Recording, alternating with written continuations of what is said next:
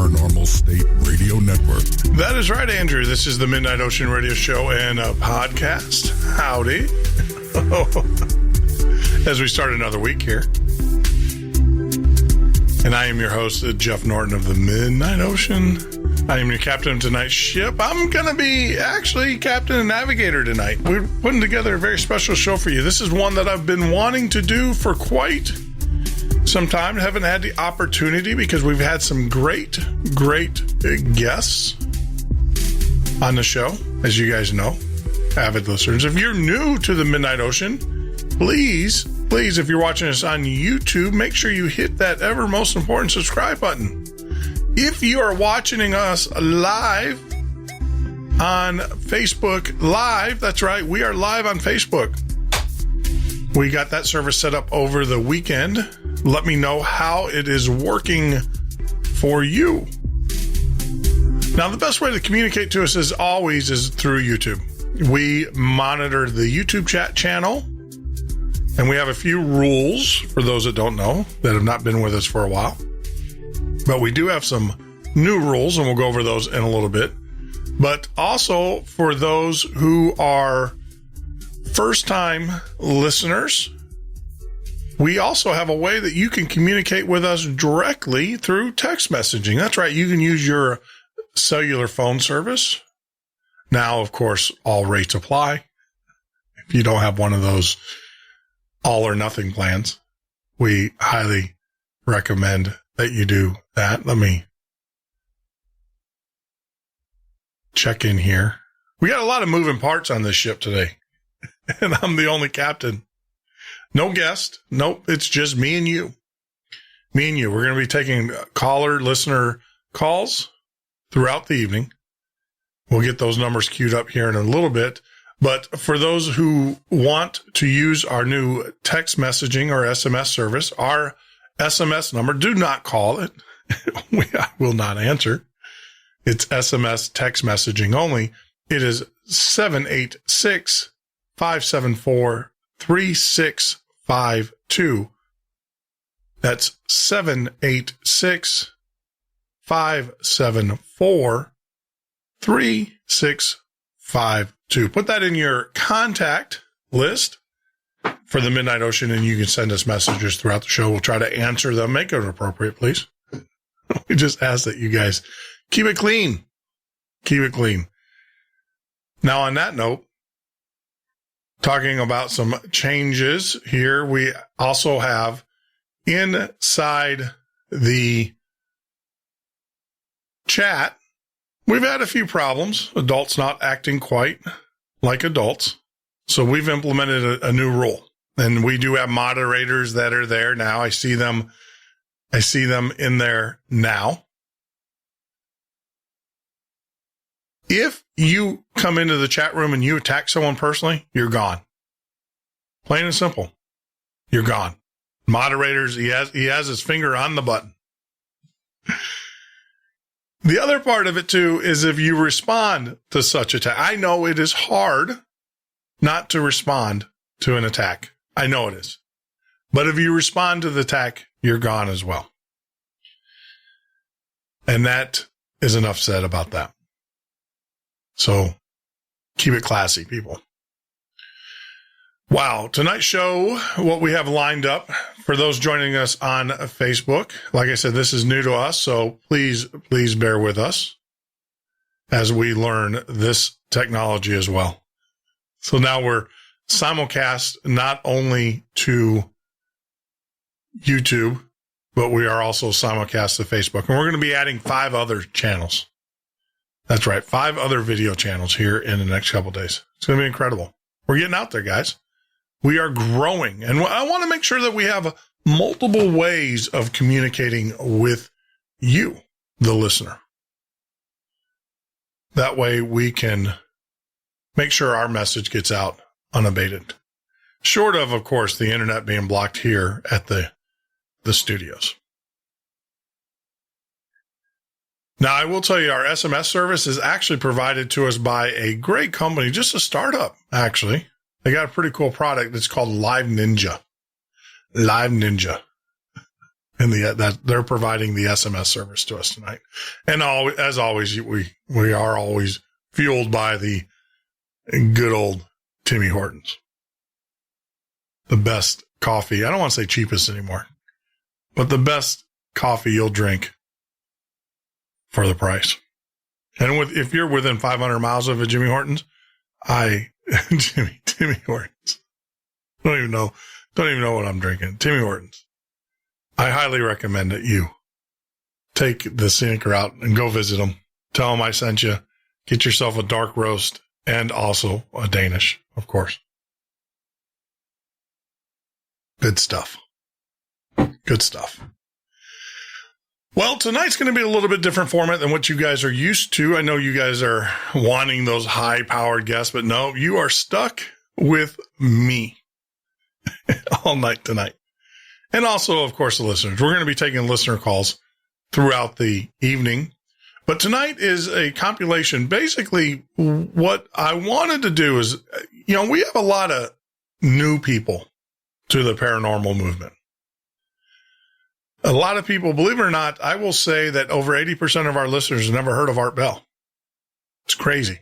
It's awesome, though, because that means that we're bringing more people over that traditionally would not listen or have not listened to a paranormal podcast. And that's incredible. We're bringing new people, new blood. And so what I wanted to do is bring back a series of UFO 911 tapes that we have put together. And there you go.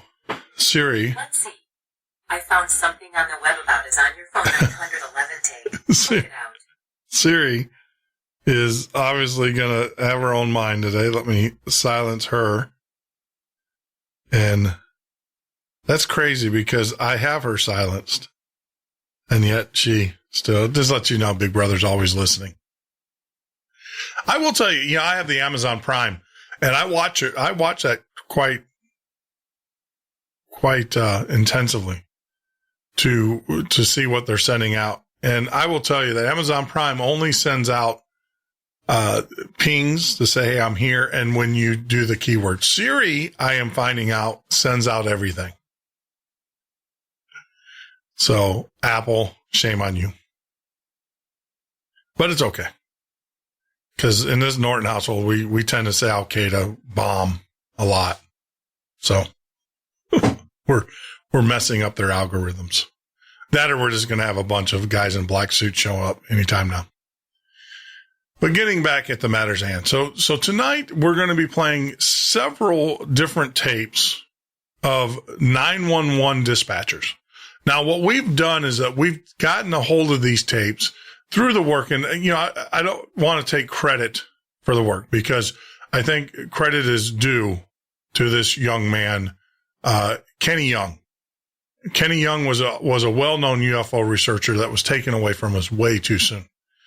He first appeared in the 2000s, I want to say,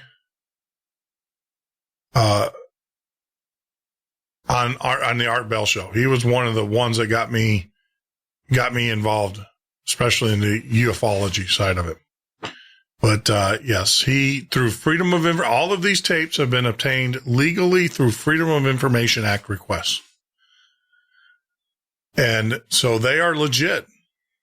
They are legit tapes. Now, what we've done is we have not changed any of the audio on the tapes. None whatsoever. What we did do, though, is that we enhanced the audio and tried to cut out the noise. It is amazing how much noise is in our 911. Now, I also have to warn our listeners, those with gentle ears, and I don't know how these people got away with it, because when I'm studying I haven't gotten my ham radio license yet, because I'm afraid to take a test. It's just one of my apprehensions. But one of the things is you can't do is swear. And I do apologize for the unprofessionalism of some of these dispatchers on this first set of tapes, especially the dispatcher. I can't believe that she speaks like that in a professional sense. But who knows, who knows? It's kind of crazy. The fact that she still has a job and the FCC hasn't cracked down on her. So the first set of tapes, so without further ado, let's just jump right into this. So the first set of tapes, it's a series of unusual events that unfolded December 14th in 1994 in Turnbull, Kentucky, Ohio, or Turnbull County, Ohio. Just after midnight on a late fall night, the series of calls was received by 911 operators. These reports all involved one thing, reports of low-flying UFOs. The majority of these calls were heard by dispatcher Roy Annie Randolph. That's the one that you're going to hear quite a bit. Shame on you. She's got the potty mouth. And so what you're going to hear is the progression. We put these together in the order in which they happen. You're going to hear the progression of the audio tapes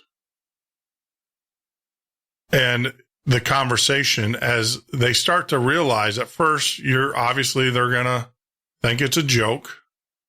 And then you're going to hear them have their come to Jesus moment and realize that it's not a hoax. But before we do that, I do have a very special broadcast I want to share with you, which is probably one of the first ones ever to ever go out over live air. And if you guys don't know about this one, you've been in a cave. Headline edition, July 8, 1947. The Army Air Forces has announced that a flying disc has been found and is now in the possession of the Army. Army officers say the missile, found sometime last week, has been inspected at Roswell, New Mexico, and sent to Wright Field, Ohio, for further inspection.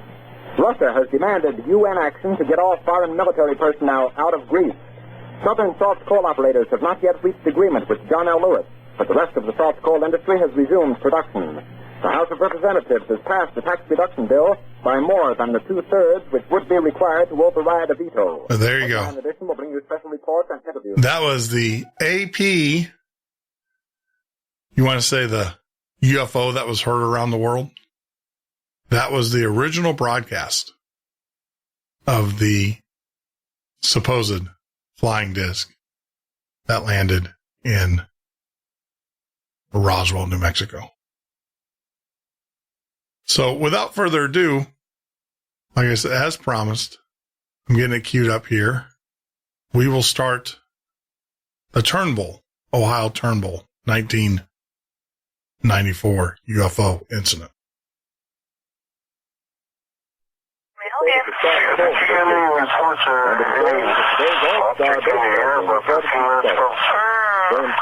Somebody called in. I really don't know what that would be.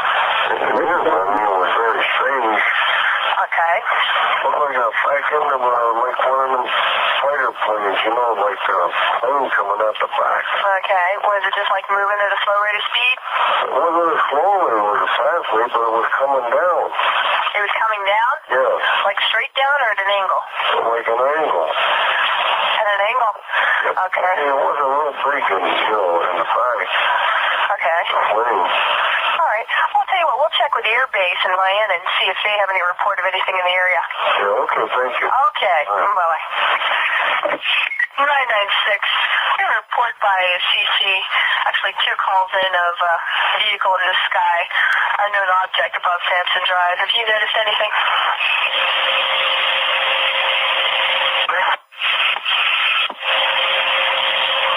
What's the location? The area of Sampson Drive.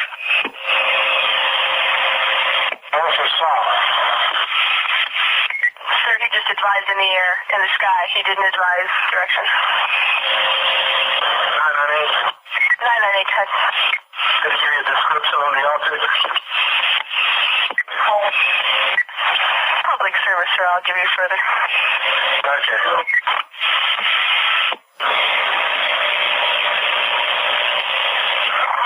dispatch. Okay. Bob, I swear to God, 4 calls in on an unidentified object over Liberty. 4 calls. 4 calls on an unidentified flying object. Run down, take a look. All right, we'll check it out. You want me to call the air base and see if there's anything in the area? We'll take a look. I swear to God. You want to hear the call? Come on, dear church. You want to hear the call? Wait a minute, I'm going to let you hear the call. You think I'm lying? I believe you. No, I swear to God. Listen. Okay. Wait a minute. Listen to this one. What's that? Oh, good. Yeah, that's going to try to find an object. Here. Here. Somebody called in, but I'm not in. I really don't know what that would be. Okay.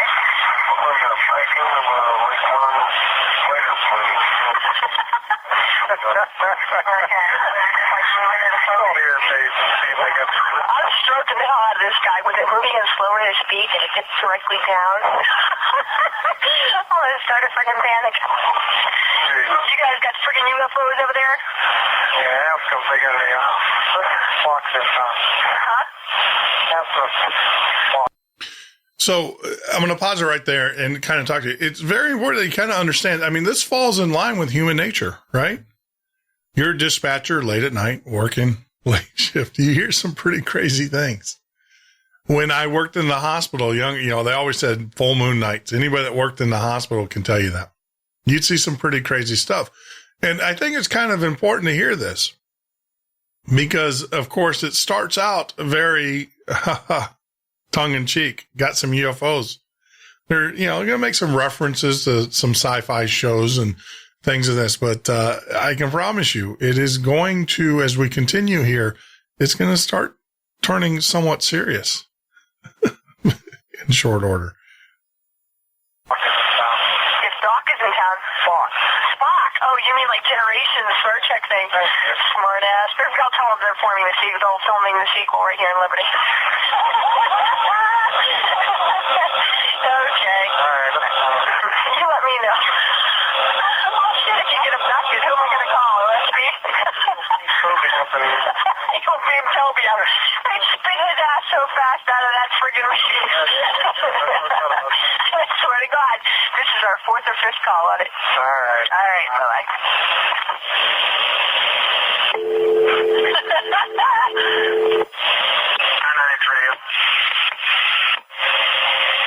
Anything good? No, I'll be in the area in about just 30 seconds here.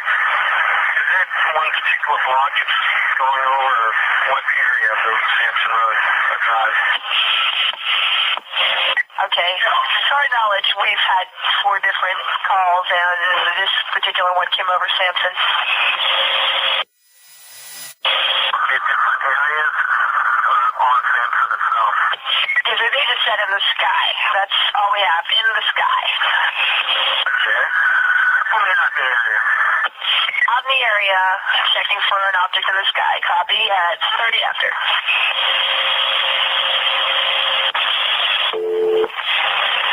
County Dispatch, can I help you? Hi, dear. This is Stacy from 33.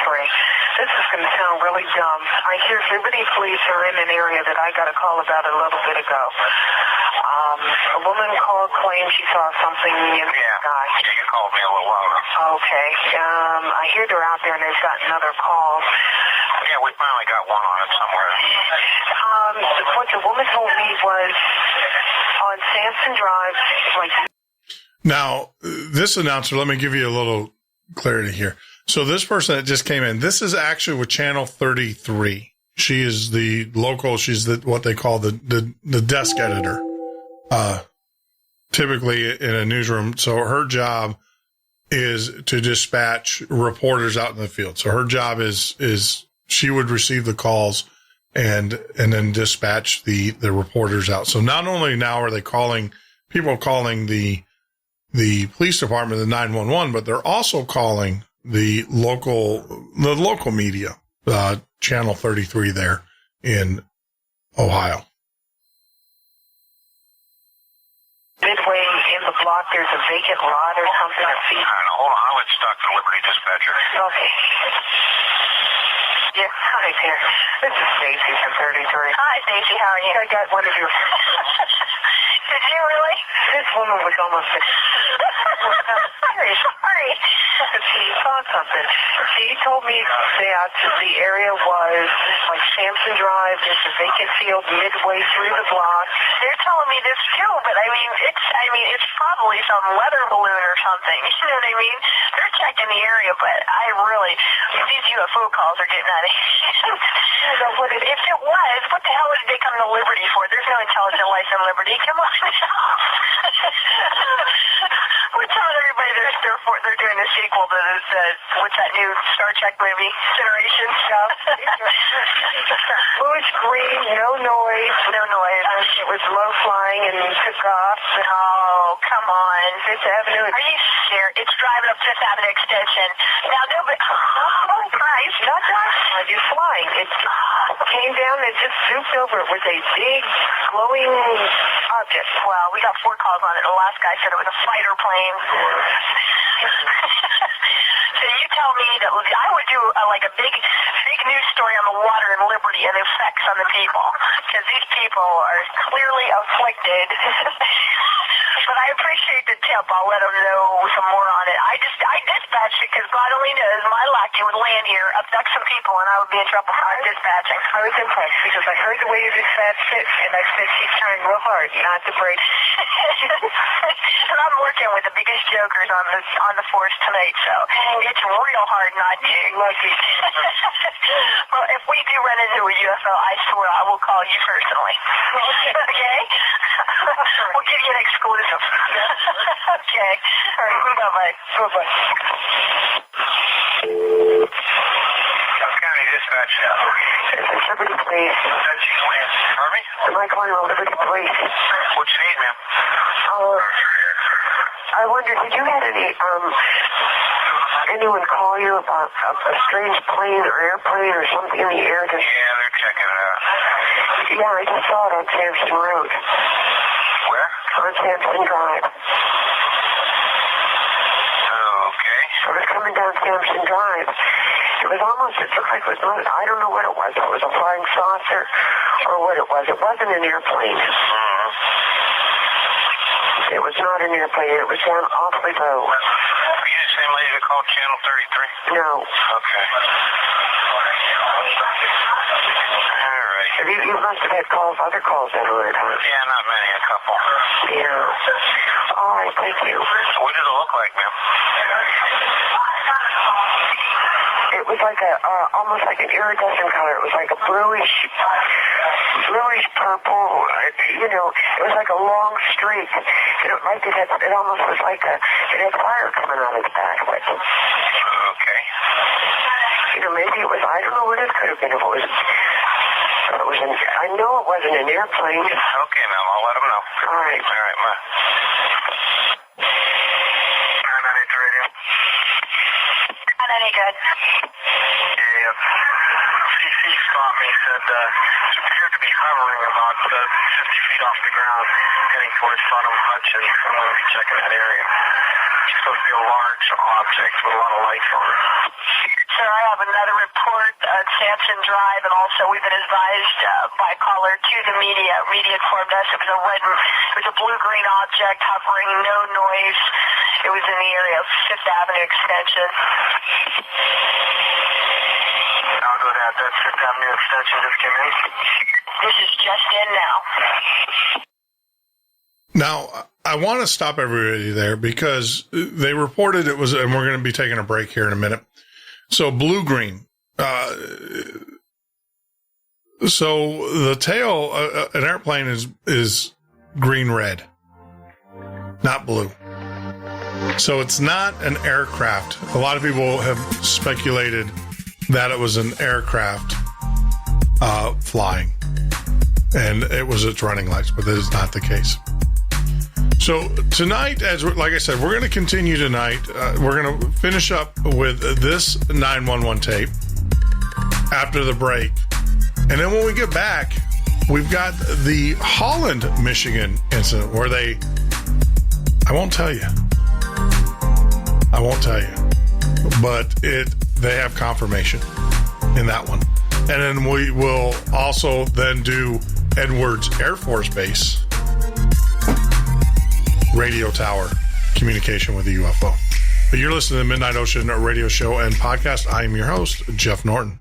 This is the Midnight Ocean with Jeff Norton on the Paranormal State Radio Network.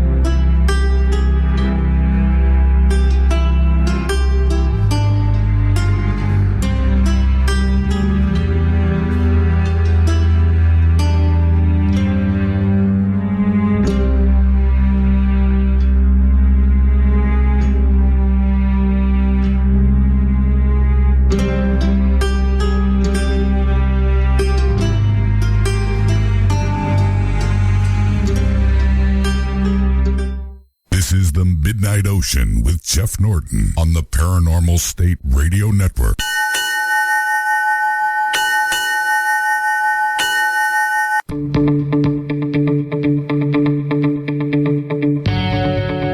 That is right, Andrew. This is the Midnight Ocean radio show and podcast. I'm your host, Jeff Norton. You can join me live here every weeknight from 10 p.m. till 2 a.m. Eastern Standard Time, or on the web at www.themidnightocean.com. If you're joining us for the very first time on YouTube, make sure you get out there and hit that most important button called subscribe. Follow us on Facebook by typing in The Midnight Ocean. Go to our page. And I will have to tell you, those people that are also that have liked us on The Midnight Ocean on Facebook now can watch us live on Facebook. We are streaming live to Facebook as well. And we will be adding more media outlets here in the near future. Of course, you can always follow us on Twitter as well. Wow. What a show tonight. You know, I wanted to kind of leave this week open for the guests, because one of the things that I want to start doing as we grow our audience is to allow you the opportunity to speak with me. And you can do that actually 3 ways. Not 2, but 3 ways. The first way is, as you will see right above, you see Skype. If you are using Skype, you can type in TMO listener. The lines are open. I will take your Skype calls on the air. We ask that you keep it classy, though. Keep it classy. The second way that you can communicate with us is we've added a new feature by our good friends, Live Ninja, who have given us the ability to have you text us from your cell phone. So you can actually SMS text us right into the studio, right during the show. We're calling that a whirlpool. And that number, just add it to your contact list for the Midnight Ocean. No, don't call it, because I will not answer. It's SMS only, text messaging. But that number is 786-574-3652. Once again, 786-574-3652. We'll get Andrew to do a little voice for that one. So that's option number 2. So you can send us text messages throughout the evening, and we monitor them here in the studio. The third way that you can communicate with us is YouTube chat. Now, we have some rules in our chat room. The first rule is no personal attack. Keep it to the topic. I mean, you can say hello to your friends and everything. Don't worry about that. Unless, of course, your friends think you saying hello to them is a personal attack. You can absolutely say hello to them and everything. And you can, hey, what's up? Talk about things. But, that's the first thing. No personal attacks, or you're gone. We're not going to give you second warning. You're gone instantly. The other part of that rule is if you respond to said attack. And I know it's hard. We want to defend ourselves. But in this case, it's better to turn the other cheek, because it just perpetuates the hatred. If you respond to said attack, you're gone as well. And sorry it's come down to this, but hey, gotta have rules, because some adults can't act like adults. And of course, we had a joker last week try me, and he was gone. So without further ado, tonight's show, like I said, is that we are playing UFO 911 tapes from dispatchers. Now, as we progress through the night, I will tell you, it gets more interesting. That's right. It gets more and more interesting. So you're going to have to hang in there with us. So just plan on putting your phone next to your bed and listening to these conversations with dispatchers. These are not people just talking. These are not move on people telling their experiences. These are live, over the air, obtained through the Freedom of Information Act recording, 911 recordings. And we also have military recordings from Edwards Air Force Base, from the watch officer in the control tower.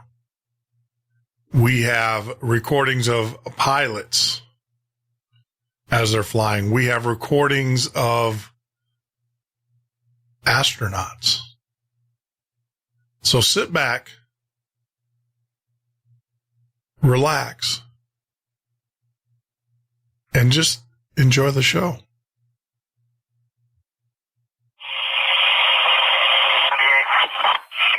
I see some lights. It's over 1 block from me. I'm going to try to get over there. I got to go down the street here. It's a large object, whatever it is. 996, are you in the area?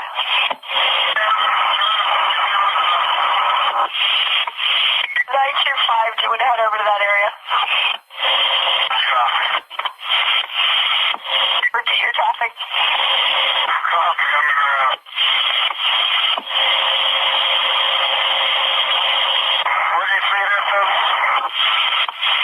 I just got a glimpse of it. I can see, I'm on Scarcely right now. I can see it heading by 5th Avenue on the other side. I can see some lights up in that area.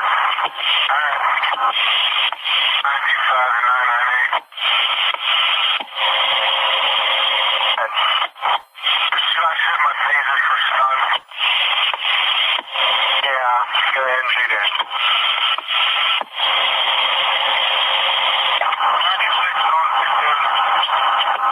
96, can you repeat your traffic? Area 5th Avenue extension. The area 5th Avenue extension.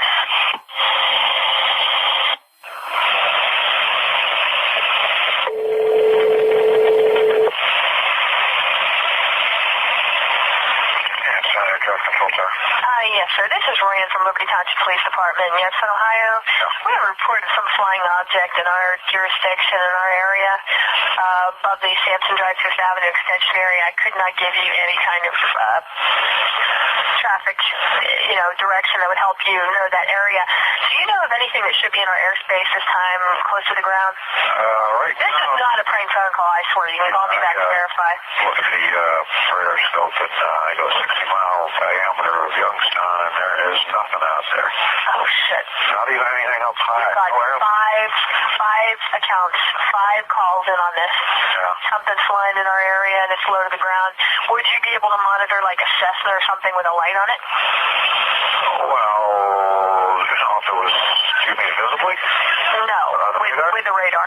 With the radar, it depends on how high it is and where they are. If it's low radar coverage, so it isn't any. Okay, now I get to go here and tell them something, and I don't want to say you couldn't find anything. Is there any, clause? Now, I want to stop there. It's very important. All right. So let me tell you how radar works. Radar is a line of sight product. So radar is usually at a tower or on a tower that is above the tree line. So anything that is above the tree line, the radar will pick up or should pick up. Now, I don't know what the elevation is on, where their radar is, or, typically you don't put radars in valleys. Now, if you're calling an airport, though, some airports are in valleys. So I have to look at the terrain, and I haven't looked at the pilot maps to see. But the other thing, too, is that you have transponders. Every airplane has a transponder on it. The only aircraft that do not or are not required to have transponders are hot air balloons and what they call personal craft, which are the little gliders, or not gliders, but the little prop. They sound like weed whackers. Those are not required to have transponders. Now, this is back in 94, so this is before drones ever happened. So if it was a Cessna flying on the deck, which in some cases it could be, you're required by law to maintain 500 feet from an obstacle, from person. Well, actually from a person or personal property. That doesn't mean that you can't fly lower than that around trees. But as they said, this thing is going down 5th Avenue. So as a pilot, you would be required by law to be 500 feet, which would definitely put you in the range of any type of radar. So obviously you're hearing the reports of law enforcement saying that they see something. It's there. But it's not showing up on radar. Which, of course, a lot of people say, well, then it's their imagination. Well, no, because they are seeing it with their eyes. You heard the officer clearly give a description of it. But yet you have the radar saying, nope, they don't see it. Now, I've had a case, and I'm going to share with you guys briefly a personal experience of mine. I was flying a Cessna 410, which is a multi-engine Cessna, back from Detroit. We completed a meeting there at the University of Michigan, and I was flying. I was not pilot in command. I wasn't pick. But I looked out my window and saw clearly, it was a classic. We were under IFR flight rules, instrument flight rules, in the clouds, going back to Chicago over Lake Michigan. And what's really strange is the second set of audio I have is in the same general area, the Holland UFO incident.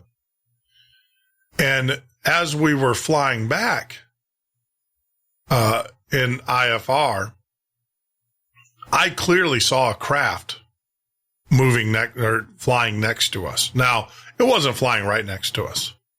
It was flying about 50 yards. It was flying off of our winglet. We had a fuel tank on the wing, so we call it a winglet. So it was flying off of that. So we called flight control and asked, and nope, there was nothing there. But I clearly saw it, and we actually made a maneuver. We asked for a maneuver, permission to make a maneuver, which basically means there's something there. We're getting out of its way. Now, typically what happens is that the rule of thought here was, typically when you're in an emergency situation in an airplane, you want to climb. That's what you want to do. The thing is that if we descended, we could actually go into IFR or VFR rules.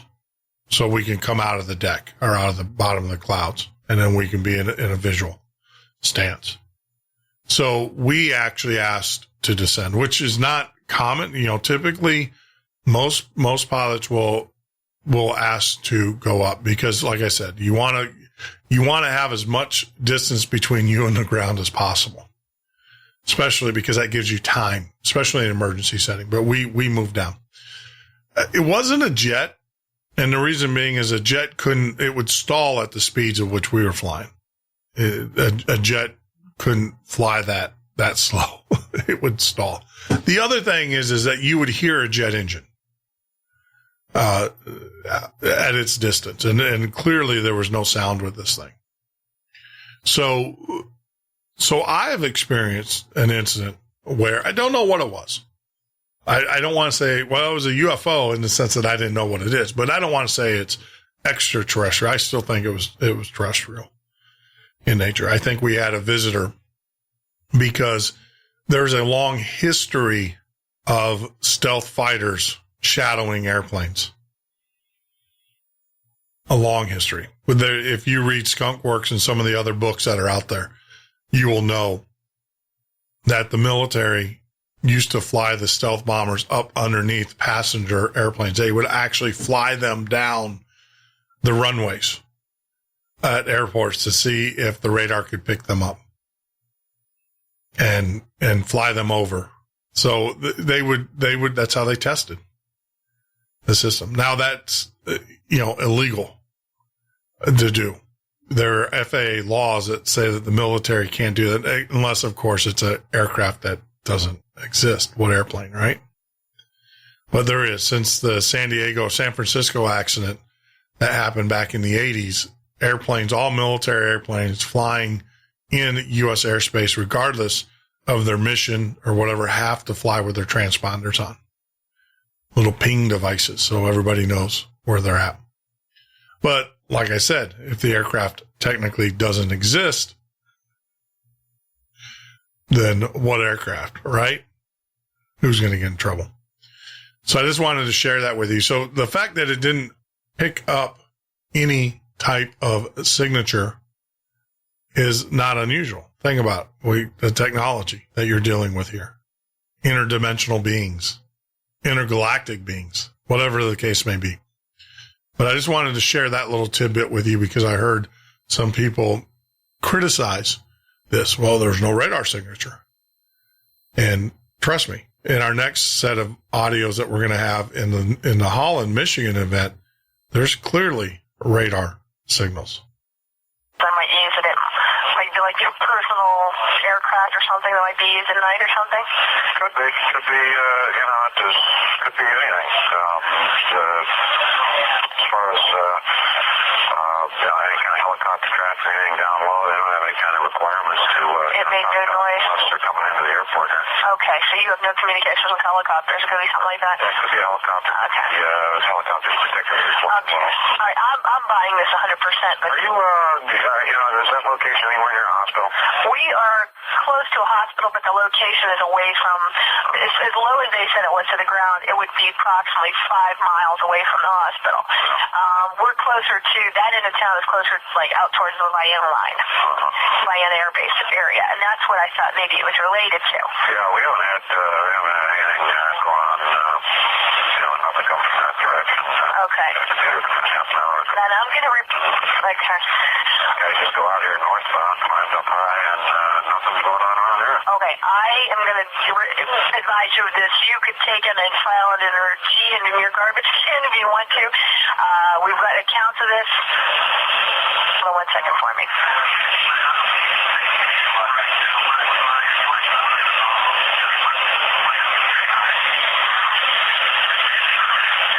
I've got 4 to 6 calls. Hold on 1 second.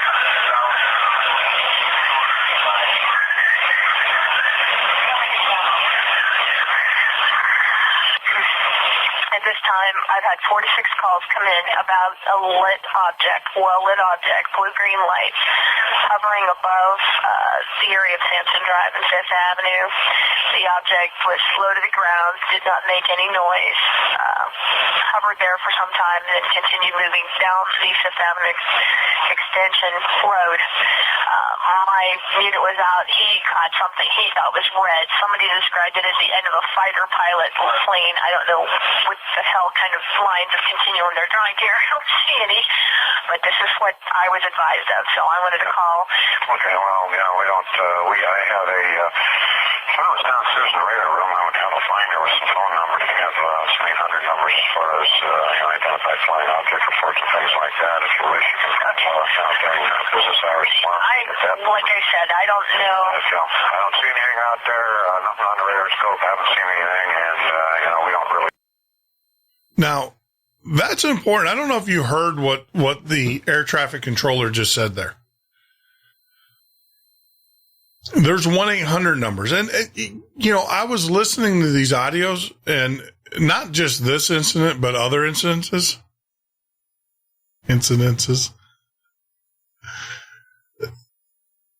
If the government doesn't believe in UFOs, if that's their official stance, why are government employees given numbers to report UFOs on? Why would they be given these numbers? Now, these numbers are not all of the, these aren't military numbers. These are to organizations like MUFON, which, if you listen to our show before, we actually had a gentleman on here who was the Texas director of MUFON, and he believes with me that the government's in cahoots with MUFON. Well, I said it, he agreed. That it is a data mining exercise that the government's using on UFO activity. And that MUFON gets some of its funding through various government agencies. And there's an old rule in business. He who has the money makes all the rules.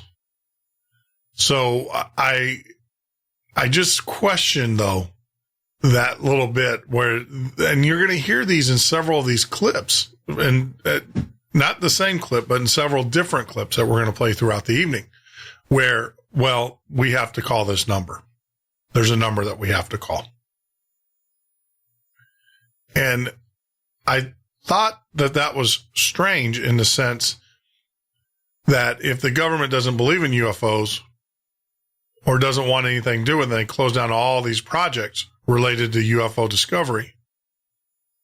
Why are government officials still required to call these 800 numbers and report these instances? Just wondering. Just putting that out there.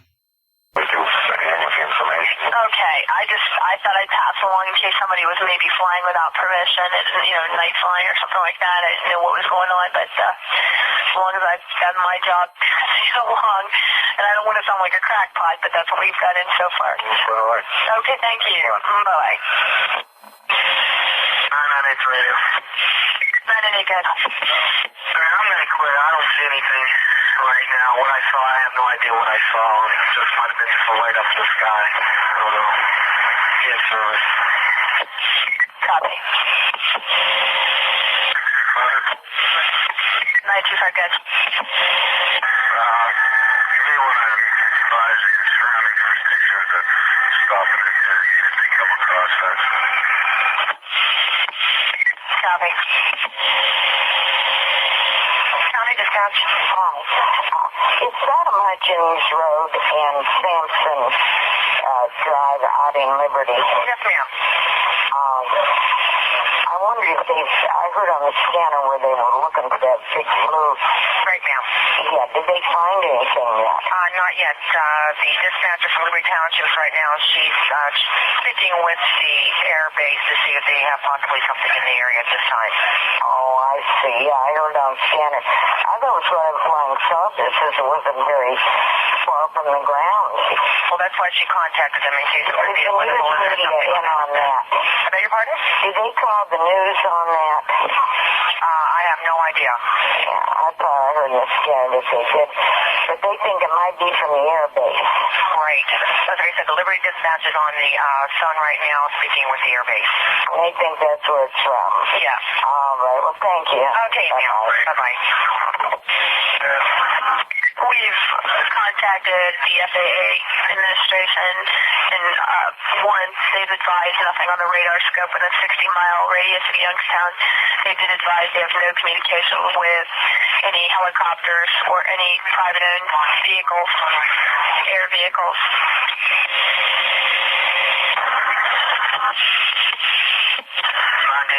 They're not aware of anything then, right? Negative. He checked the radar and advised negative, nothing on radar within 60-mile radius of the Youngstown area.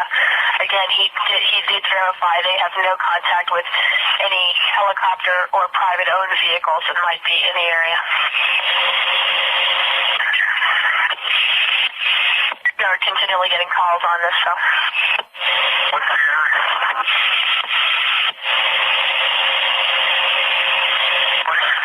What's the area you're getting calls on?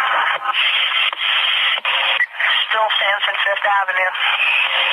We're right there. I don't see anything up in the air now. How long ago did these calls come in? This just in within 2. Where's the radio?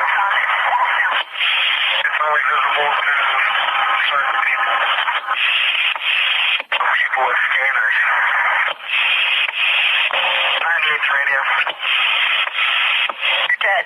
If you get any more calls, try to get an address. I'd like to speak to the people when they see the call, please. Copy.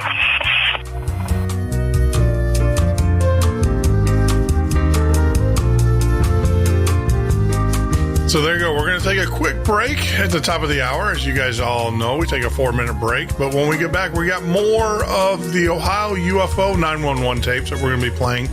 Then after that, we're going to be playing the Holland, Michigan 911 tapes.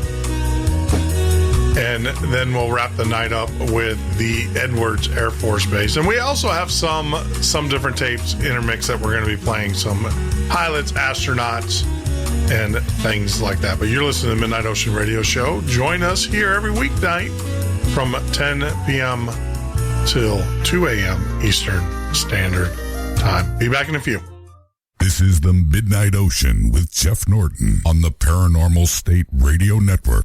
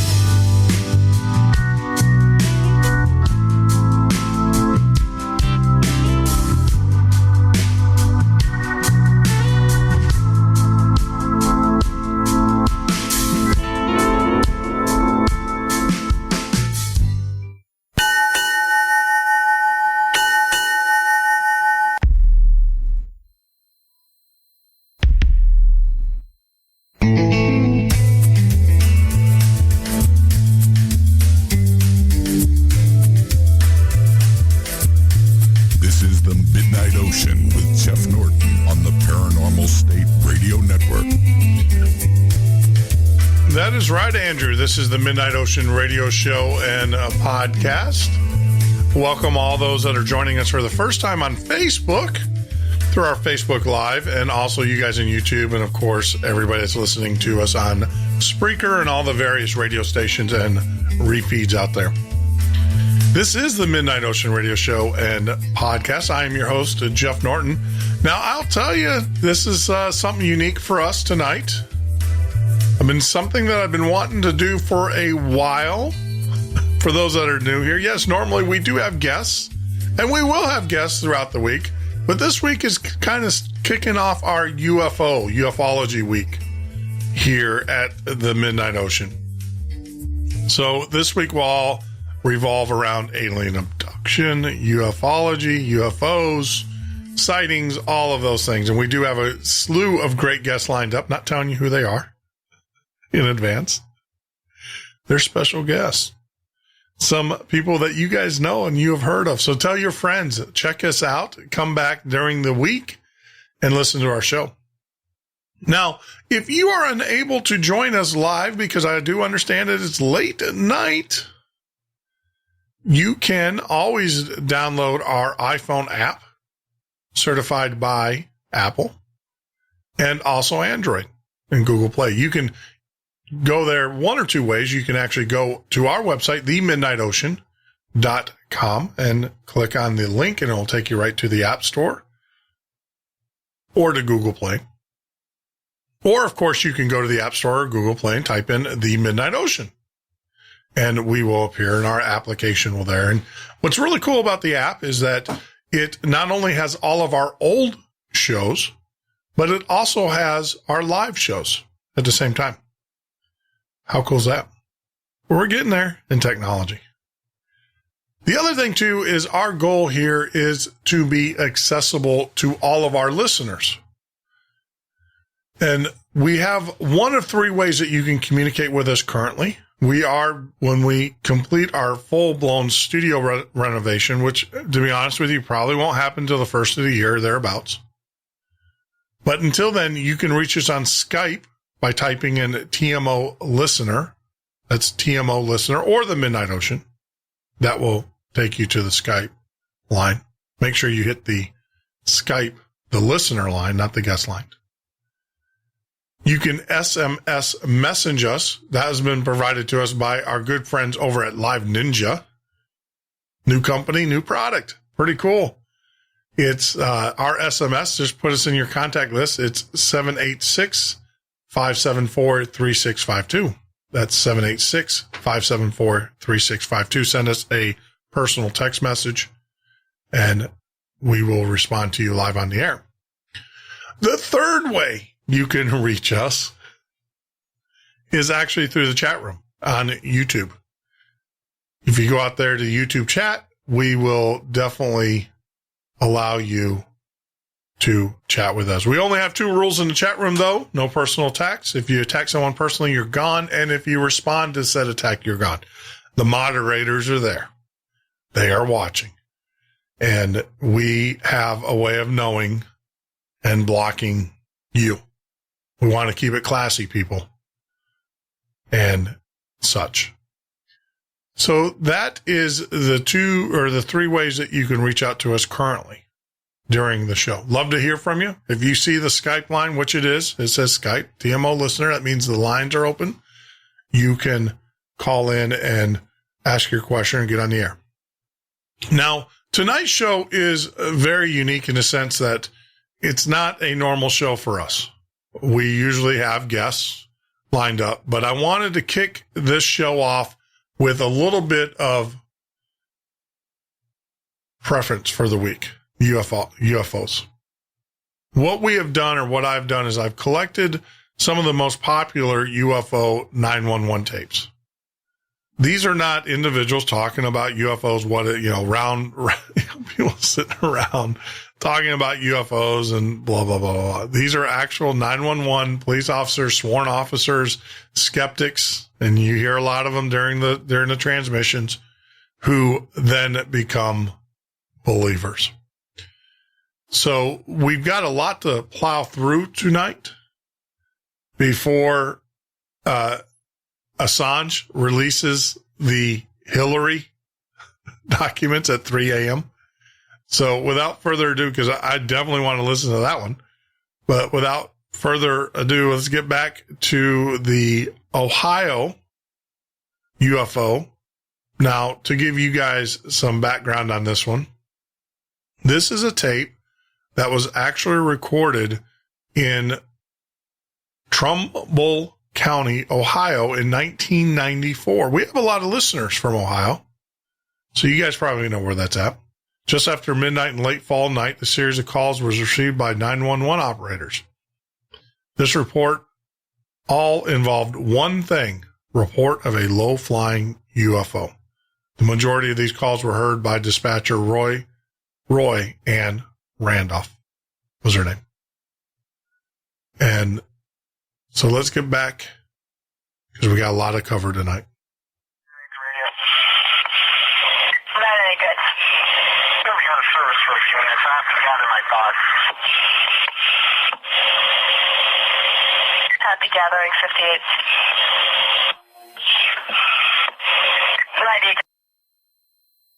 I did want to interject. That's actually a good point. I had to gather my thoughts. Here's a law officer. He obviously saw something. I had to gather my thoughts. And then, of course, dispatcher, because there's no 10 code for that. 1019, there's no code for gathering your thoughts. So the dispatcher had to respond, because what happens typically, it's like aircraft. When a pilot says something, you have to acknowledge that.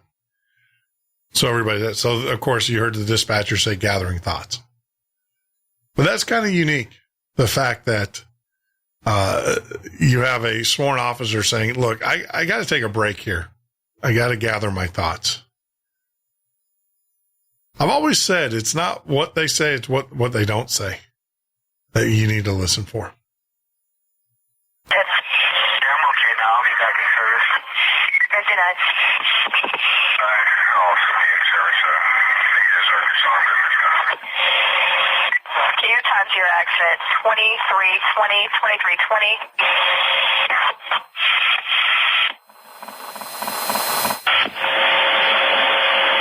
Getting back to the UFO, I saw it. Did you really? But if it was red, I don't know. People saying it's blue. Right? I pull up to this. The county just saw it too. Down, he goes, hey, this thing's covered right over Sodom Hutchins. It just came over my house, right? I said, are you serious? He goes, yeah, right? Then you tell me you got a report of it on Fifth Avenue Extension, right? Yeah. I'm right by County Messenger's house, and I looked towards Fifth Avenue Extension. You could see a red glow up in the sky. It was huge. It was like huge. See, but they're telling me blue-green, because the media called this woman was crying hysterically. She's like, oh my God! And she's screaming, and they're like, oh God, and they call me. And I'm laughing it off, because I can't, I'm not going to cause a panic. We don't. Dope or something. I see this red. No, because Toby, I swear to God, we got 7 to 8 calls on this UFO. We're doing your scanning us. No, I'm telling you what, they were coming in at the same time. They were coming at the same time. Well, anyway, I see this. And the county saw it. Somebody from the county saw it. Really? I think Pete Lusick saw it, because he came across his channel and goes, "She's a big fucking thing in the sky with the lights." And first we thought they were making fun of us, but they went to another channel to do it because they didn't want to be on their names. Well, with me, I saw this big red thing glow in the sky. I wanted to interject there. Did you not hear that? County. So you're talking to local police, and then the county heard it. They switched to a different channel. Now, what that does is when police want to have a conversation that is not, obtainable through freedom of information, they can, because all of these conversations, people have police scanners. We all have them, right? But when they want to have a private conversation off the scanner, they will go to a different channel. Why? Why would they do that? The other thing, too, is I want to give you a little backstory. The gentleman who actually said that he needed to gather his thoughts, that was Toby Malero. That was Officer Sergeant Toby Malero. He's the first officer on the scene, and he proceeded down Sampson Drive to check out the lights. He was informed by a man on the street that the lights were moving south. Now I understand why Sergeant Malero needed to gather his thoughts. As Malero continued southward on Sampson Drive, suddenly his cruiser went dead. As he attempted to restart his vehicle, it was engulfed by bright light from above. I didn't know that.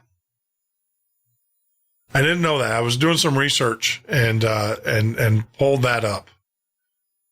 And startled and frightened, he exited his vehicle and stood outside looking up at the giant object, circular in shape and intensely bright in the center section.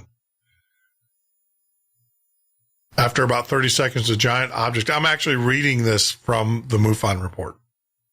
After about 30 seconds, the giant object moved away. On one of the most striking things about Milano's sighting was that he heard not a sound from the UFO.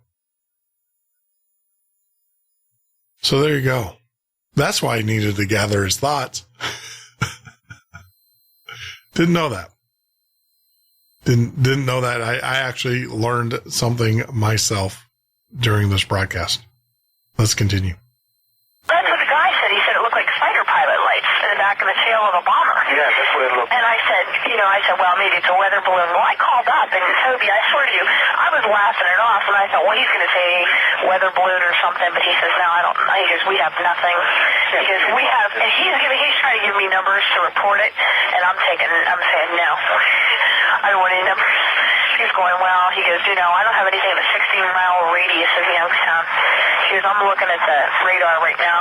Well, this thing wasn't more than about 50 feet off the ground. Well, that's what I told him. I said, this is low to the ground. I said, you might not pick it up. I said, he goes, well, maybe it's a helicopter. I said, well, I heard from 4 people, something that low to the ground would be making a hell of a noise. This thing wasn't making no noise. I know.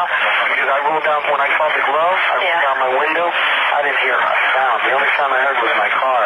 Well, was it moving, or was it just... Yeah, it was glowing. You could see it like up in the air, glowing, and getting further away from me. That's why I had to go all the way down to Overbrook and cut over to get on Fifth Avenue. As soon as I turned on Fifth Avenue, I didn't see it. Did Bob see it? No. Do you see it? No. There's about 10 other people in Liberty who are just swearing up and down they saw a UFO. Oh, they'll have a ball with it, because, they get called already. What did you guys locate anything?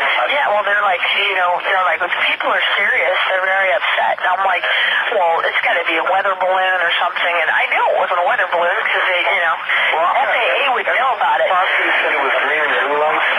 No. The media said it was green and blue lights. I had a man who said it's huge and it doesn't make any noise. That's what I saw.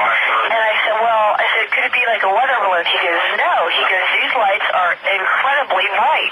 And he goes, and this thing's just hovering. It's not moving.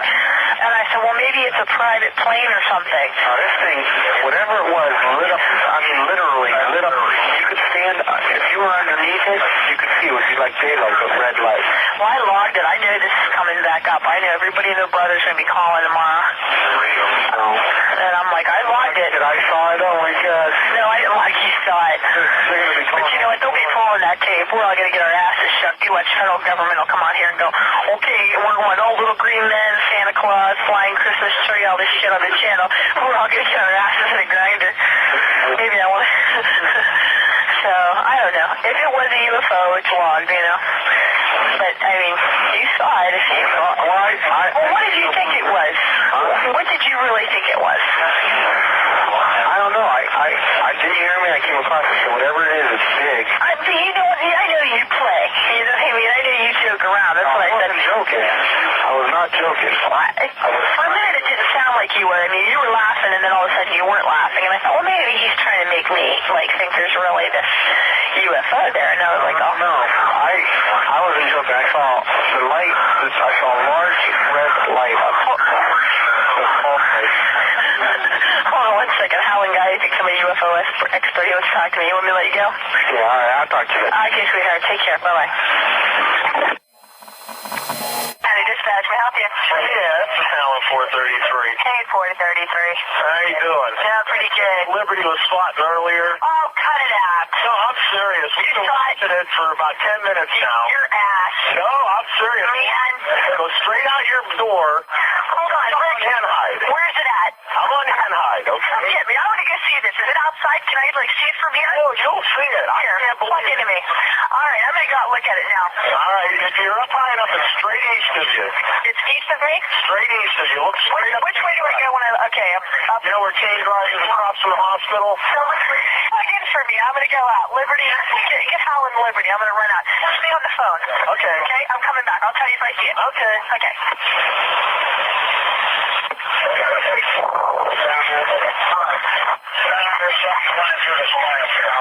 Hey, Mikey, do you got a copy or see it? Yeah, that thing has not moved in 10 minutes that I've been watching it.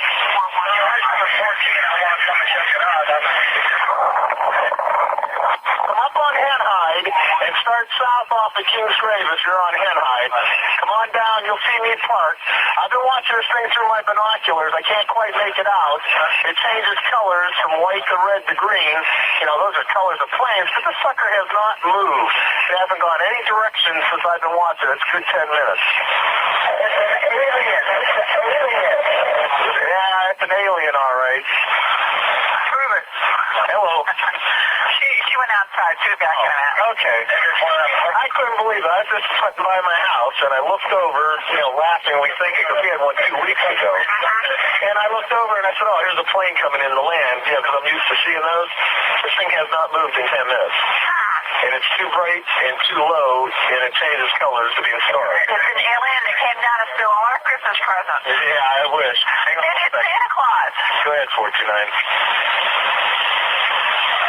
Where you at? You see my car down on Henhide, about half to a quarter of a mile, somewhere in there, down from King's Grave.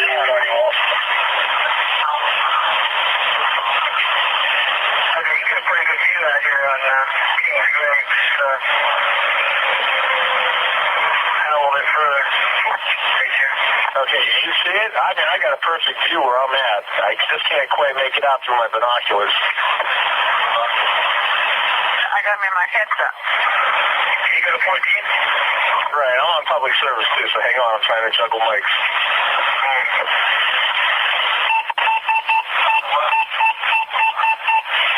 Okay, I'm on 14. You got copies? Yeah, it looks like I'm getting pretty close here, but I can't really judge how far out it is, Oh, I've been stationary since I called you. However long it took you to come from over on the west side. That bugger has not moved. Yeah, well, I'm going over 11 right now, and it looks like I'm starting to maybe get next to it here. It's still out a good ways. See it? No, see it down over here just above the trees. So big, yeah. Okay, has it moved any? It looked like it might have flickered a little in that, because it's moving slightly. Hey, it's moving. I would think the airbase could get a pretty good eye on it. Okay, Mikey's up here with me now. He's looking through the binocs. It looks like it might have moved just slightly, because it moved from one side of a tree to another. It's still visible right here where we're at. Over about 11. Well, I'm out here at About 11. Ridge already. Ridge at the airbase. Did you say you're at Ridge at the airbase? Okay, it should be south of you, right? Yes, so.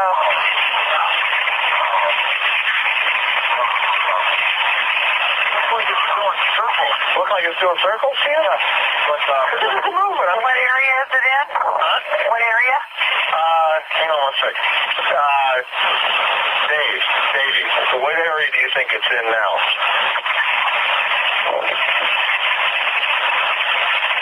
Hang on. Go ahead, Will.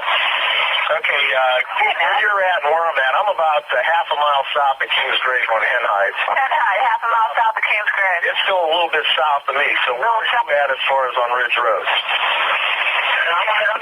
guys have to take P tests and all that, Howard? Because we went outside, we didn't see anything. But I don't really up and down. Later on, coming up on me. They all see it. We were all on Henhide, we didn't see it. Okay, well, we're on Henhide north of Kane. Okay, there's a brand new house under construction, and we're watching it right through the empty field. You're seeing it through the field? Yeah, all our cars. How big is it? What color is it? Because I got three of them. It's just from like a whitish red to pulsating greenish lavender. Did you see any red? It was a whole red light. He said it looked like...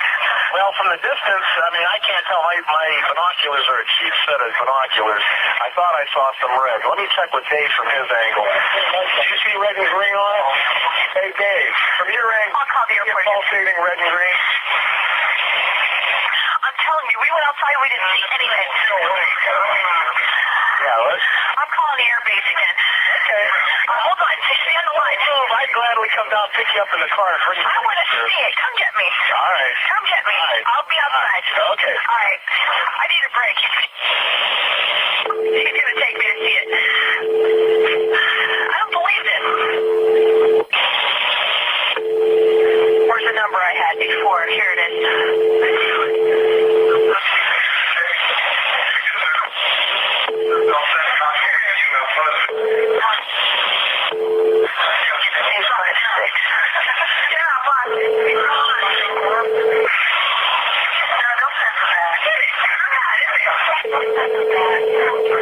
Come on, FAA.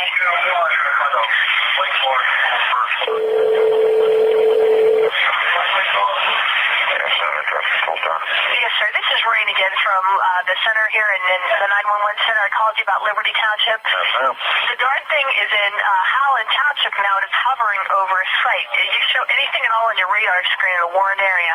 In Howland Township. Howland Township. That's hovering where? Hovering over a hen hide in Howland Township, about 5 minutes here from the center.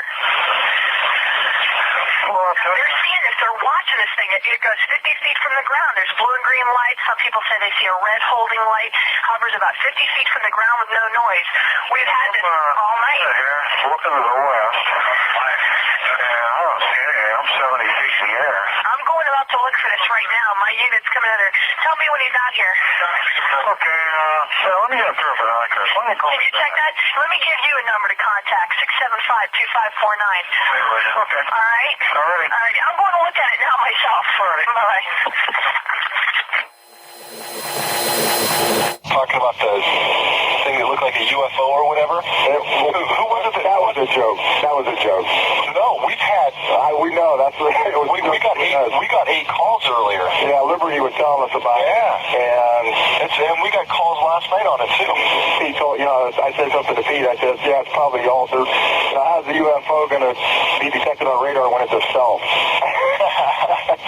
I could only hear bits and pieces. Yeah, that's what we were saying. But yeah, we got like 8 calls on it earlier. So I told Pete, I said, think about it. For 40 years you've heard about UFOs and they never have one on radar. They got to be self. Yep, exactly. I said, they'll never get them on radar. Yeah, who knows? Actually, Royanne called out to the airport to see if they were picking anything up, around the area. And they said they hadn't seen anything. But we got, if you get one call or something like that, you don't think anything of it. We got like 8 different calls from different people on it. So that's hard to say. The winter months, you see a lot more shooting stars because the sky's clear or something. Right. Yeah. And with the cold, they drag on. Right. And when I left station tonight, there was one good one to come down. I mean, it was way down, still way bright. Huh.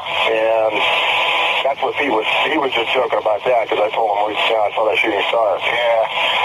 They're like, beam me up, Captain Kirk. Yeah. So that's probably what they're saying. Yeah, most likely. Okay. All right. Yeah. Well, I'll make a note of that for whoever else comes out tomorrow, whatever. Maybe hopefully she won't start up again, but just in case. Well, you might just want to keep a note of that registration in case the guy is like an afternoon turn or somebody. Right.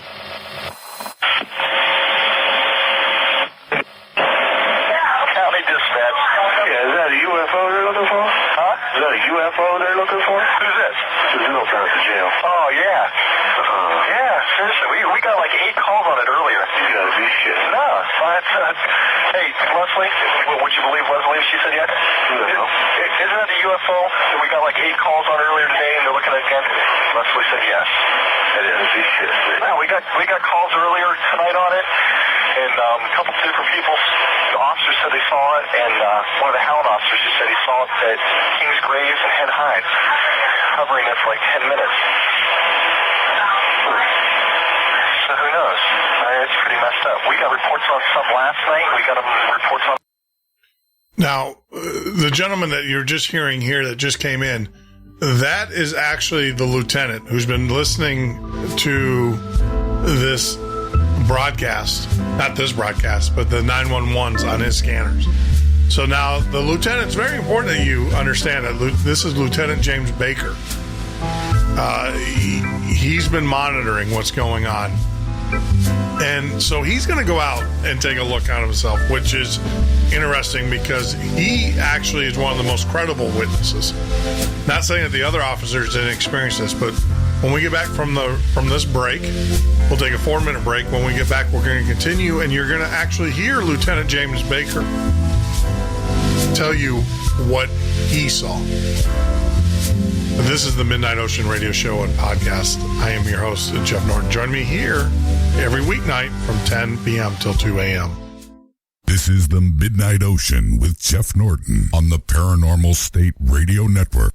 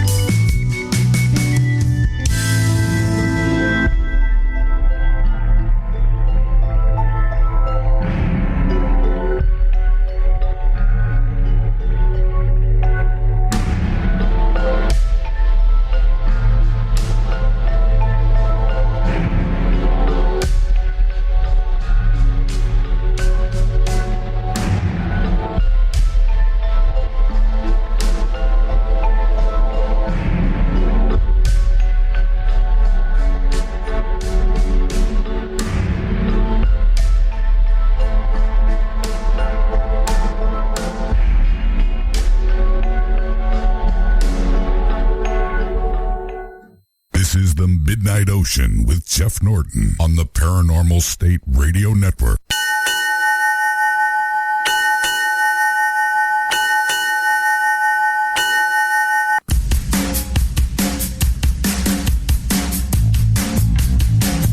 That is right, Andrew. This is the Midnight Ocean Radio Show and a podcast. I'm your host, Jeff Norton. I hope you guys are all enjoying tonight's show. I am. I really am. We hear a lot of people get on here and give speculation and all this stuff about UFOs. Well, we have the 911 tapes.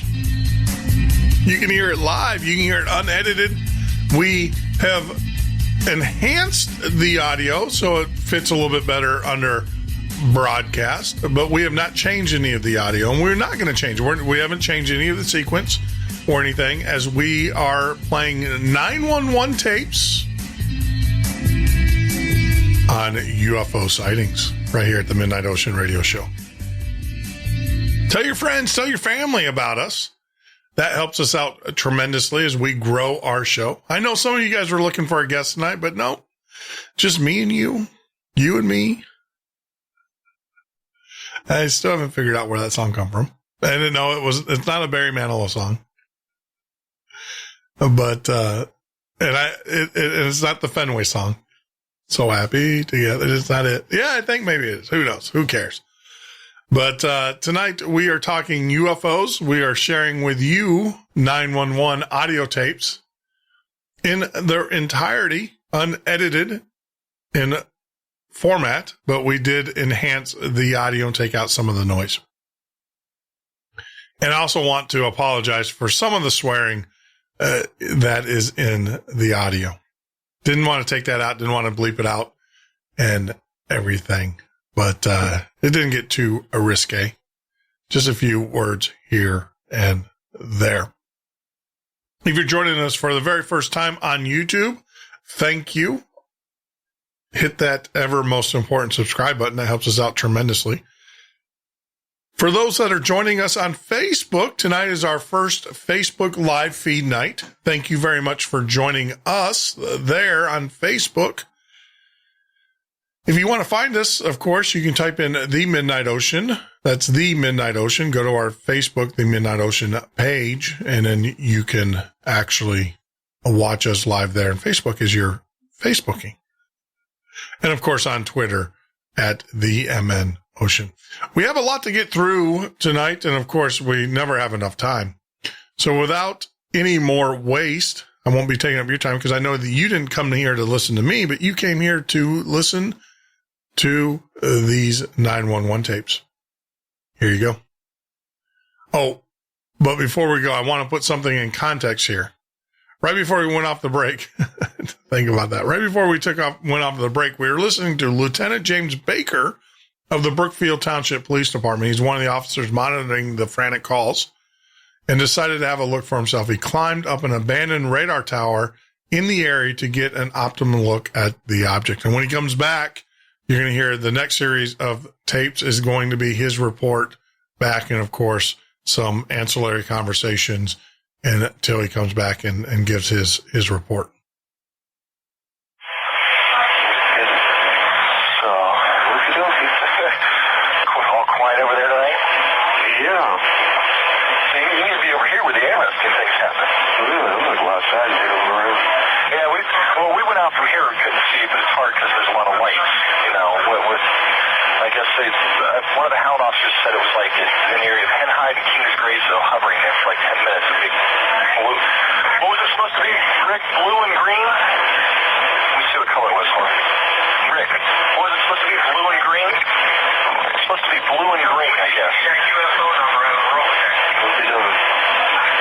So, we called out to the airbase earlier, and they said that they hadn't had anything on their radar. But if it's an area of Henhide and Kings Grays, it would have to be showing up on their radar. You know, if there was something there. Don't they have any fighter jets out there? Yeah, right there. Oh, did you tell what they just said? Somebody just said something. I don't know what they said there. Alright, I'll let you know. Alrighty. If I find out anything else, I'll call and let you know. Alright, bye. 433, 429.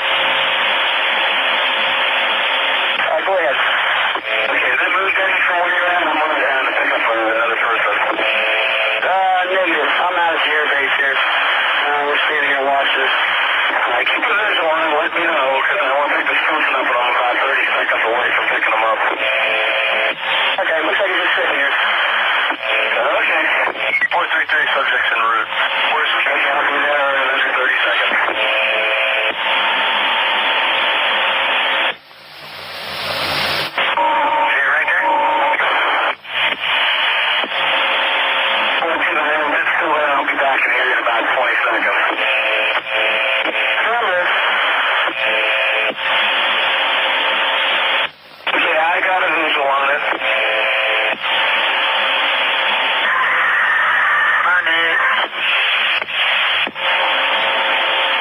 Are you coming out this way?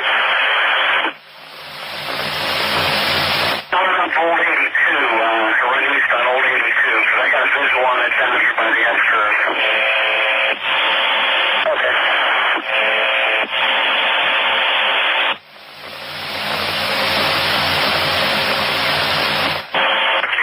I could see a large red, blue, and green light up in the sky. It's east. I'm on Liberty. Going east, nearby. See if we can get a better location.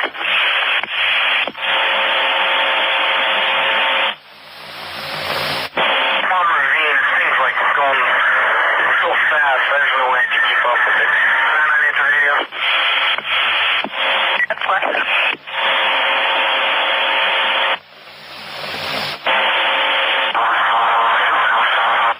When I pulled on Liberty, you could see it in the distance. And when I got closer, it was stationary and it started moving.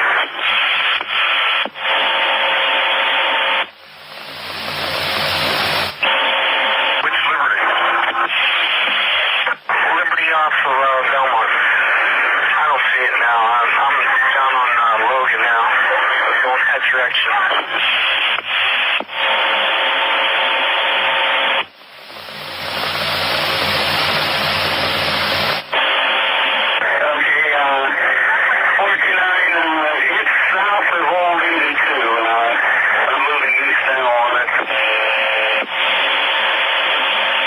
I'm still stationary up here at the air base. I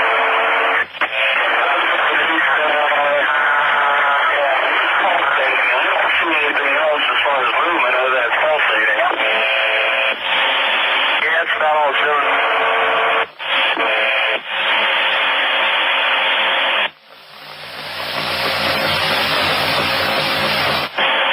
I don't see it.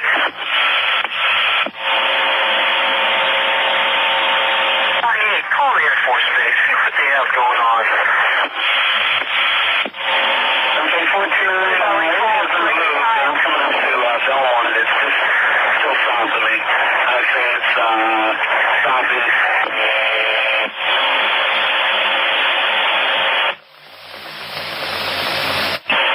That's affirmative. I was just looking at it through the binoculars. It looks like it has something protruding out the top of it.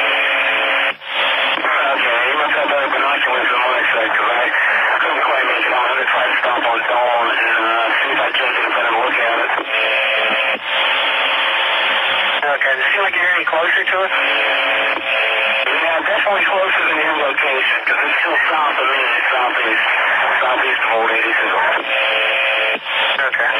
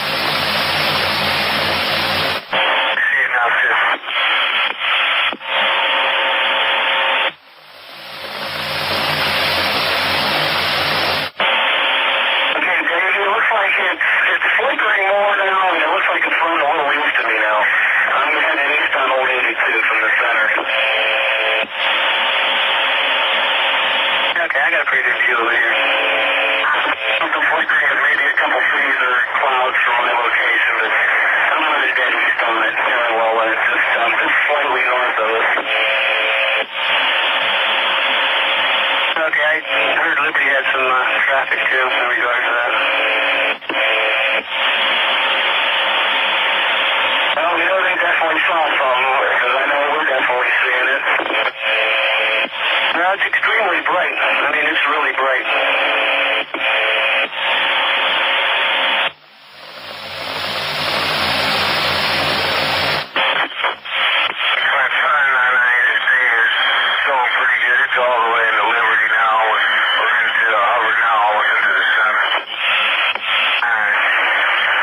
saw it real briefly.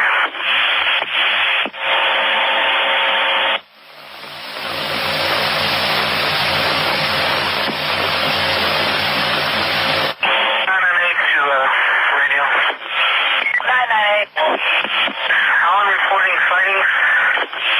That's affirmative.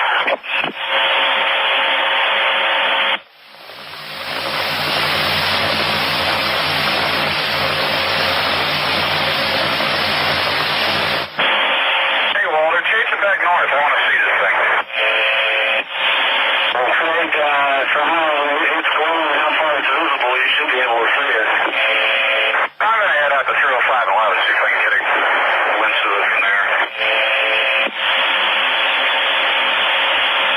Okay.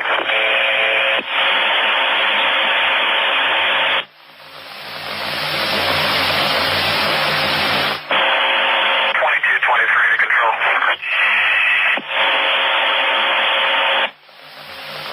2223, good. Okay, I got a visual on both of them. I'm sure you know what I'm talking about.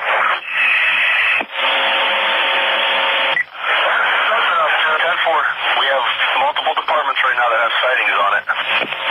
Okay, I got them both. I'm in the area of the county home. I got Howland, looks like it's in the area of Warner Road, and I got Liberties, it looks like it's down near Hubbard. That's for. If you see it any closer and can identify it, let us know. Affirmative.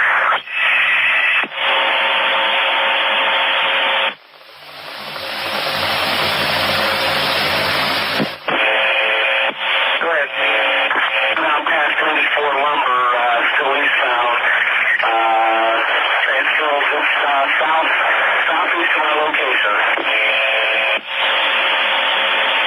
Okay, it doesn't seem like it moved at all from where I'm at here.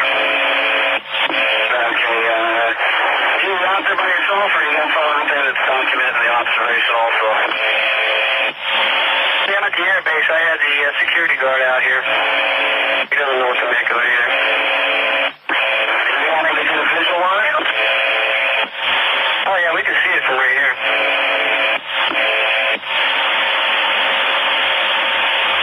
433 control. 433. Yeah, it's the Liberty dispatcher, the outcome of the FAA inquiry.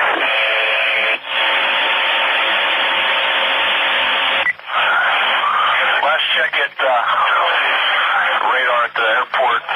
They're advising they have nothing on their screens. Okay. Right.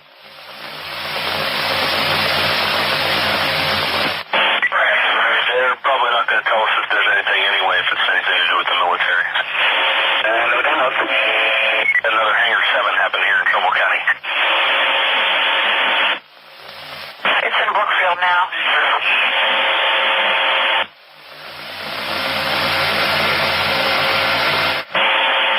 998 to radio. 998. See, we could see it from 62. It's a large light. I don't know if it's changing color. I can see red in it. It just seems to be hovering right now.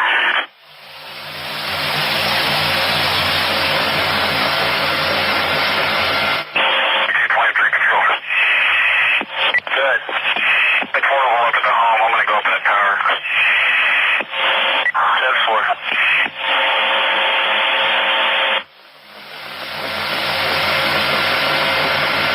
433.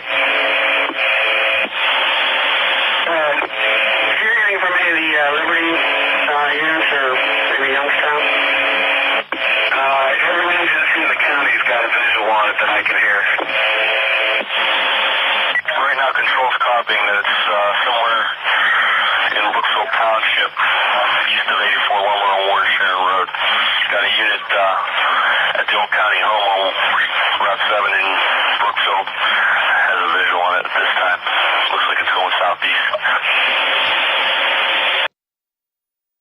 Now, I want to kind of explain to you what control means. Control means actually there's a lieutenant now involved. So you got, you actually have, it's gone up the chain of command. And if you heard there, the lieutenant comes back and he is kind of controlling the investigation. So he's moving units around the sighting areas, and he is actually climbing a tower. There's an abandoned radar tower. And it's very important that you listen here to the next series of transmissions, because he is going to give a witness testimony of what he saw over the air. Unirrefutable. You can't deny it. And it is live. That's the other thing too. This is not after the fact. This is live, raw audio. And it's very important that you hear this and you hear his descriptions coming on, and he will give descriptions of exactly what he sees.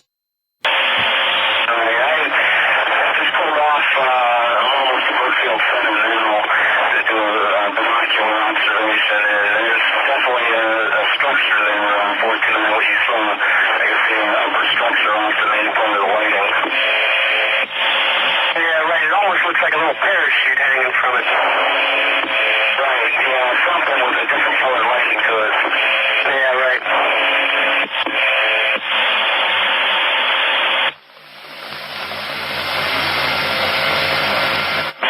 433, have you been looking at this thing through your binocs? Rob, I've been trying to run as far east to get as close to a good clear visual doing my open binoculars, and I just stopped, like I said, at Brookfield Center, about halfway decent look at it. That's the object that you described on top of it. Yeah, okay. I'm running over towards Newing to see if I can't go over that way, because I heard some topic about the old homes. Okay.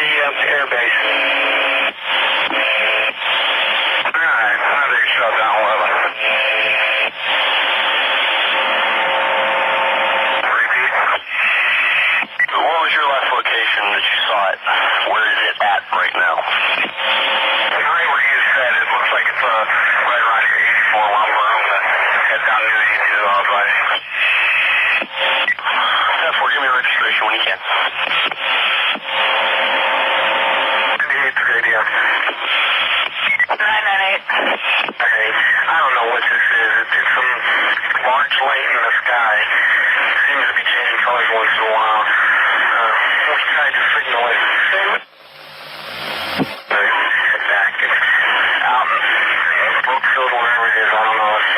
Scarcely. That's 459.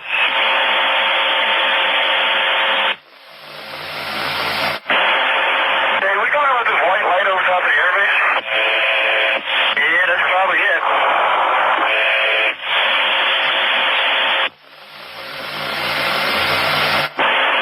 That light isn't pulsating or anything. It just looks like a star or something up there.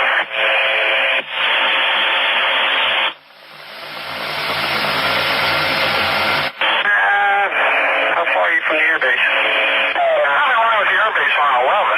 It's kind of like southeast of there. It looks to be rather high, though, not just over the tree line.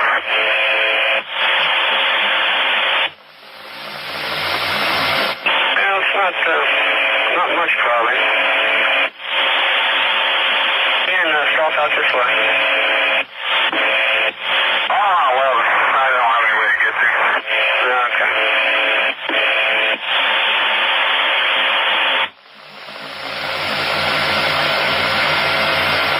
You heard from Wally, or did he get beaten up?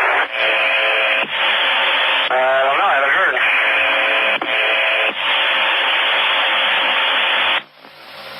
You had any visual one at all from your vantage point? I went down to 82 to cross over north of 82 on 11, and the only thing I see is a white star out there. Dan and I were talking about it. Looks like either Jupiter or Ceres is the star. One of the two. Nothing moving, nothing pulsating. Okay. Might try getting a little more rest during the day.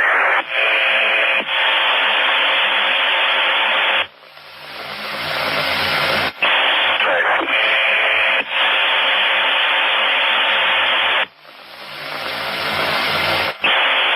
And after the deck ended at midnight, they're probably going to rest on me over to another shift. I was going to say, there goes a claim for a shift rotation for administration. That's for sure. Yeah, unless I'm looking at the wrong thing, Walt, I didn't see anything except the white light is kind of southeast of the airport.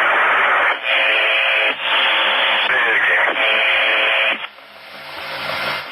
Keep driving, Walt, you'll find something.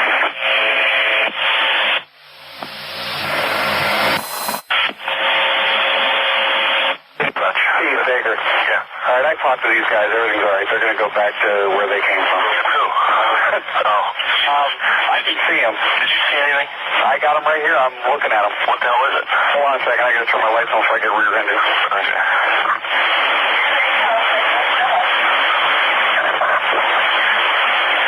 Well, I can see them from Warner Road. They're sitting stationary. I got 3 of them. One is over, well, there, and then there's 2 kind of close together. What do they look like? Well, I'd like to say that they're just like flickering stars, except I've got 4 discernible colors. I got red, yellow, green, and blue, and the one just was like flashing. So if they're those planets those guys were talking about, then they're planets with Christmas lights on. You can see them? I can see them. Not like clear as day. I don't see any wings or anything to see them. Yeah. Unreal. Hold on a second. Unreal. What are you doing? That's what I mean. I mean, I can, without my binoculars, I can see red, yellow, green, and blue. I mean, they're way over there. They got to be way over in Cortland. No. Did you hear Cortland on the air? Yeah. The UFOs will come into Cortland. I can't believe it. He's killing me. So you're having you're having an experience? No, because I can't see. I mean, they're so far away. They look like stars. They're just like. Well, the first calls we got from Liberty were they were like 50 feet above the ground. Yeah, well, they could be on their way home. All right. I think everyone else in this county should go home. Yeah, I'm about ready to. This is weird. I had a beat on them from the tower. They got to be going away because they were closer than this. Now I'm looking at them. Oh my gosh.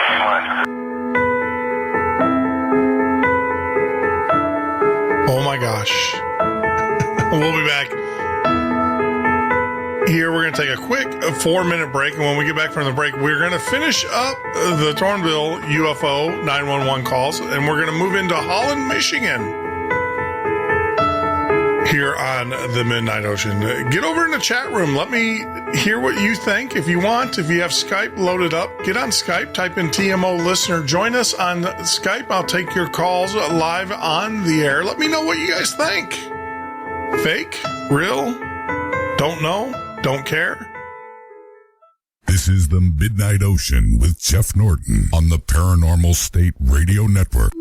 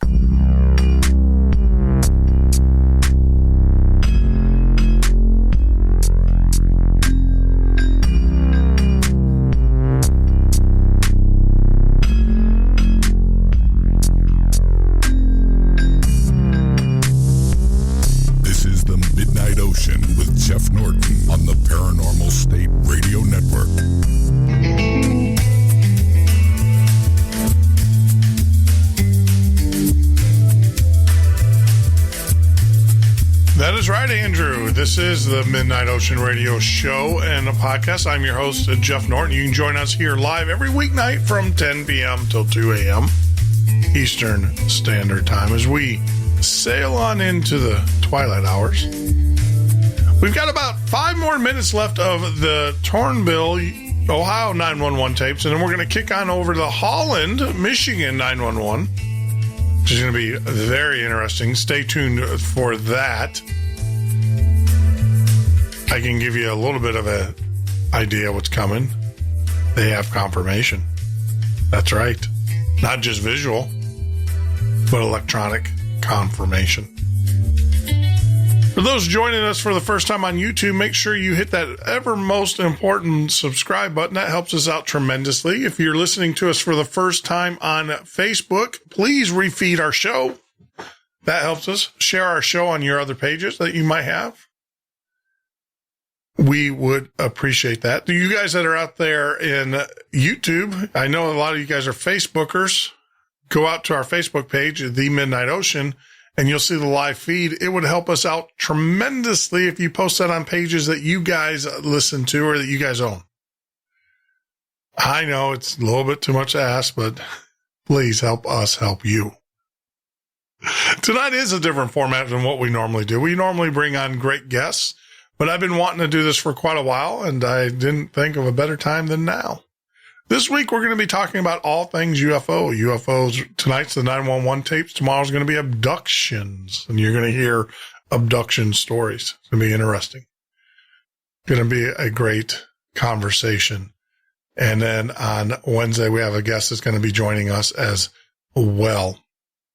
Now, I'd like to hear from you. If you want to, go up to Skype, type in TMO listener. Love to hear from you there as well. So, let's get back to the show because we still got a lot to cover, to squeeze in, and I don't want to take away from anything. So we're going to finish up the Tornville UFO 911 tapes, and then we will follow that up directly with the Holland, Michigan UFO tapes. And they're not a plane, because here goes a plane. I can see the plane, and the plane is blinking red. And the fact that there's another plane. I think they're scrambling planes out of SATCOM 1 to go check them out. Wait a minute. What? Oh my God, I hope that's a plane. Oh Jesus Christ, please be a plane. Oh, please. Come on, I ain't ready for this shit. Hold on.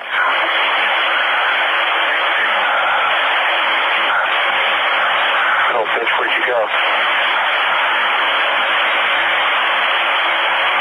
That's a plane. Oh, thank God. Well, I get nervous when they're coming right at me. There's 3 planes up there. I'll tell you what, they're flying from the Air Force Base. Really? Something's got to be. Oh, really? Yeah, hold on. I'm about to get you rolled again. Where are you? Right here. Wait, where are you? Warner Road, south of Merwin Chase. 4 up there now. There's 4 planes. Oh, okay.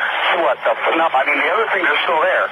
But these are like, yeah, oh, what do we do? Bricks. All right, what are we doing with this now, Pete? Right. Now, as you guys just heard, now the Air Force is involved.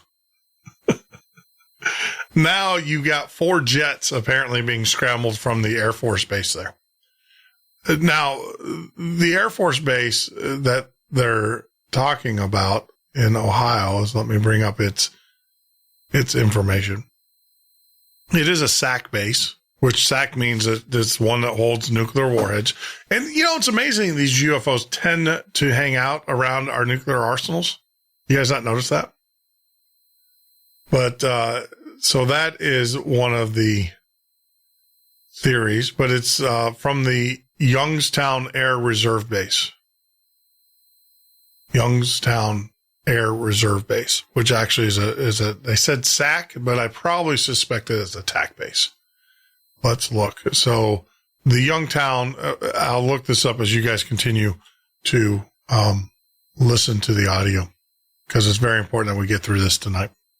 I have no idea. Well, you know what? I can tell it's not in our airspace, so they are called. Okay. I'll talk to you later. Bye.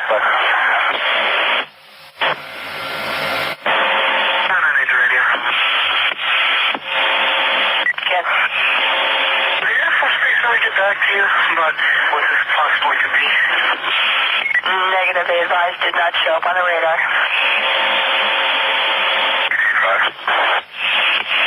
C5, go.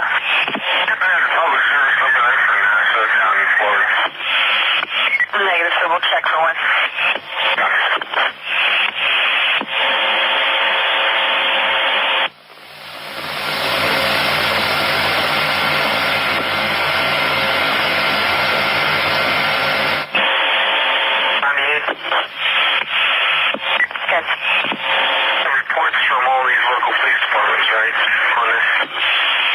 That's affirmative, they're all recorded.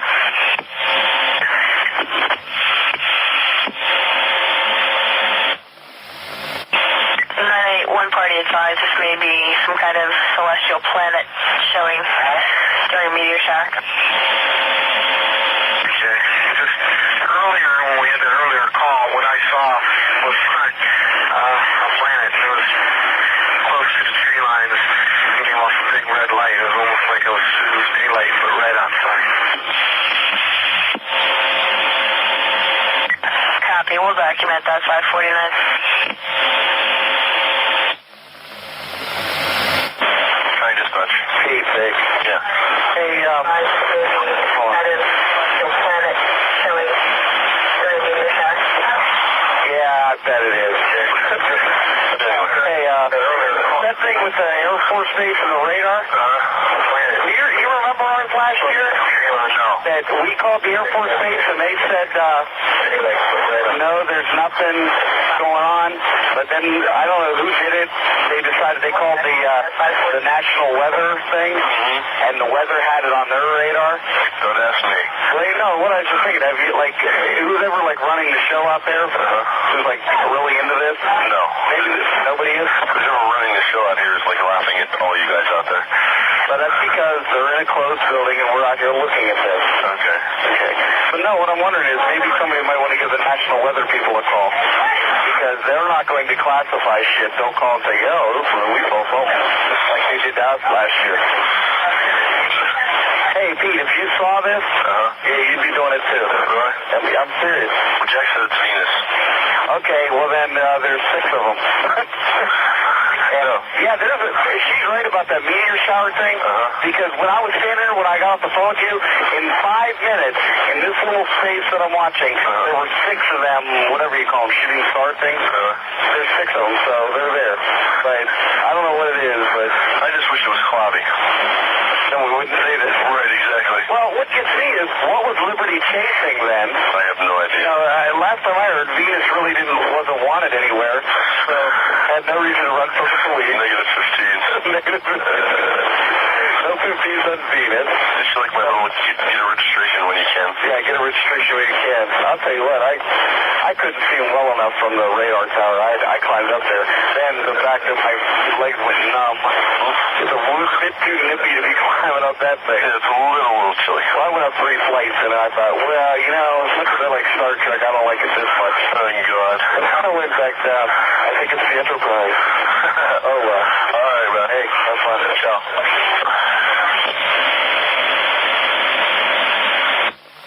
Okay, dispatch, may I help you? Hi, how you doing? Good. Okay. Yeah, I got to look through this thing on a telescope. Okay. Okay, what we were looking at is a planet. Oh, really? Yeah, but ironically, while everybody else was watching it, a couple of the Niles guys had a night vision scope. Some lady who says she lives in Liberty came up to them, they're down here on the strip, Okay. and asked them, are you guys tracking the UFO?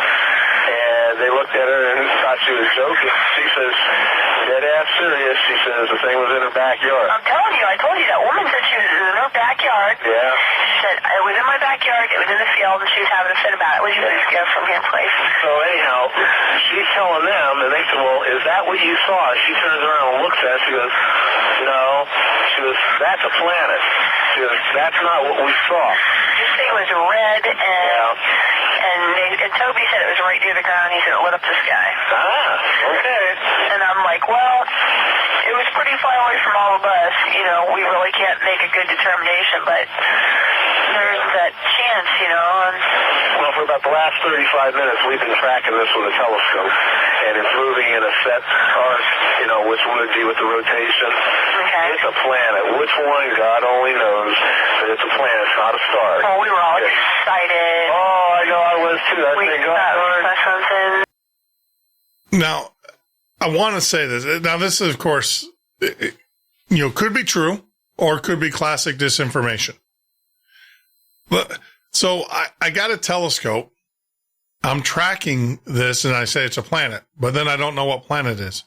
I can tell you, I've hung out with enough amateur astronomers. I can't say the word. I need to drink more Tim Hortons coffee. Astronomers. And I can tell you that they know their planets. They have their little cheat sheets there. They know where the planets are in the horizon. They know all of this stuff. So I actually come back and say, bunk. This last little piece here is complete disinformation. You have the military scrambling 4 jets. They don't scramble 4 jets for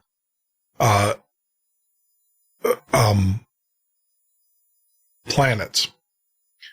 And by the way, I will tell you that Young's Reserve Air Base now, kind of a dubious, especially if you're in the chemtrails.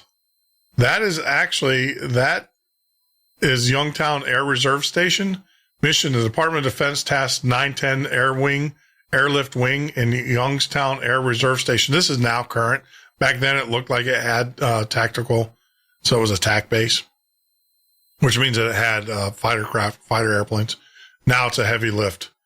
Ohio to maintain the DoD's only large area fixed wing aerial spray capability to control disease-carrying insects, pests, and undesirable vegetation, and to disperse oil spill in large bodies of water.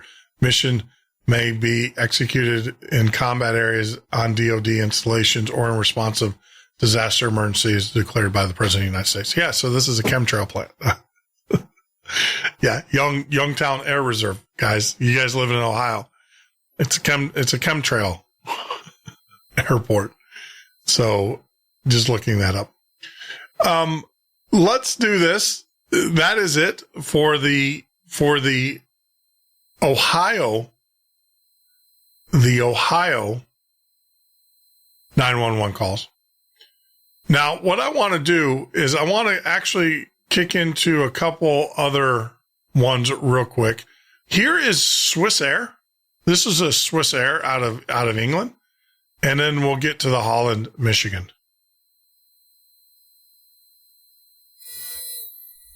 Good afternoon, Swiss Air 127 Heavy, Swiss Air 127 Heavy, Boston, sir. Good afternoon. Just verify you have the Norwich 2 arrival to Boston. Roger. Center is Swiss Air 127. Swiss Air 127, go ahead. Yes, sir. I don't know what it was, but it just overflew like a couple of hundred feet above us. And it's I don't know if it was a rocket or whatever, but incredibly fast, opposite direction. In the opposite direction? Yes, sir. And the time was 2107. It was too fast to be an airplane. Okay, thank you.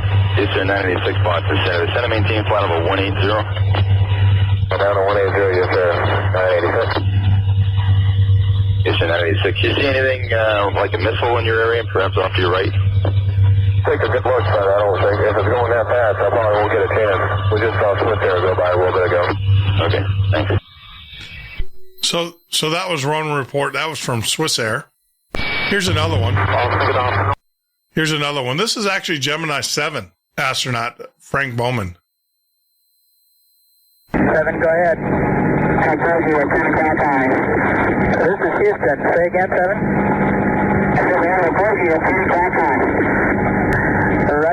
We have a bogey, 10 o'clock high. And then you're going to hear the flight comm come in and clarify. Here. Gemini Control here again. The reference in that conversation was bogey.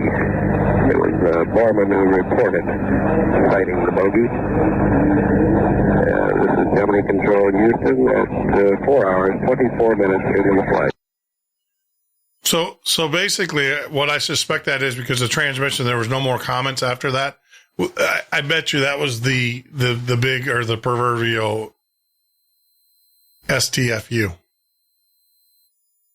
You guys need to look that one up. That was Capcom coming on, basically saying, "Be quiet." So that is that. The next tape that I want to share with you guys is actually, this happened in Holland, Michigan in 1994 as well. This was in Holland. This was on March 8th, 1994. Residents of Southwest Michigan have been seeing strange things in the skies over Lake Michigan to the south of Holland, Michigan. Now, this one is very unique in the sense that we now have radar evidence of these UFOs, of these crafts.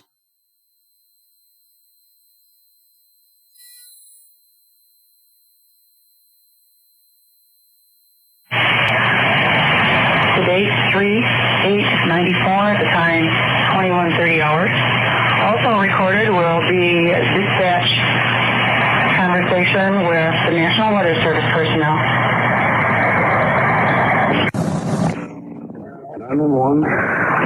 We were just wondering, have you heard anything about these lights that are flickering up here in what is it, the east-southeast area? It's like it looks like a string of Christmas lights that's way up in the sky. And we wondered if you had heard anything about it. Not a thing.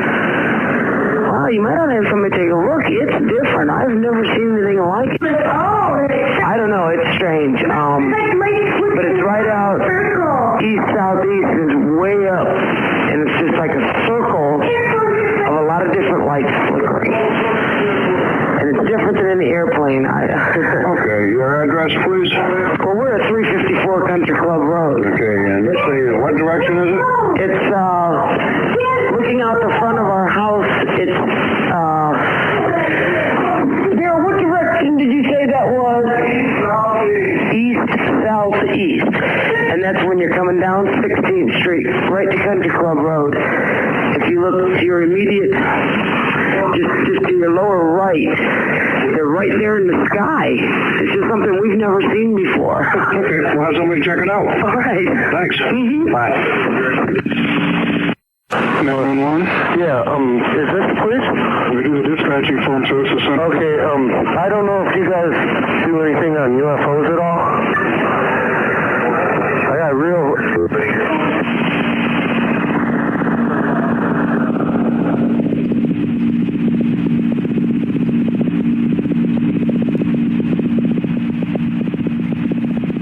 Something's going up and down.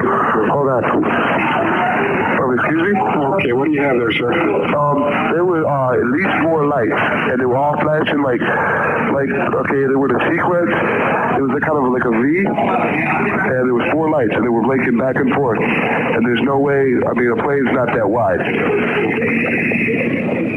And then it went down to 3 lights, and it started spinning around. Like it was a circular motion. So it started going up and down, and then it went to 2 lights. It did the same thing, and now it's 1, and just spins in a circle. Okay, what's your name? My name is Troy Prince. Troy Prince? Yeah. And you're at 419 Stratford Way, Apartment 7? Yes, I am. Okay, we'll have somebody stop by and see you. Okay. Okay? Thanks a lot. Thank you.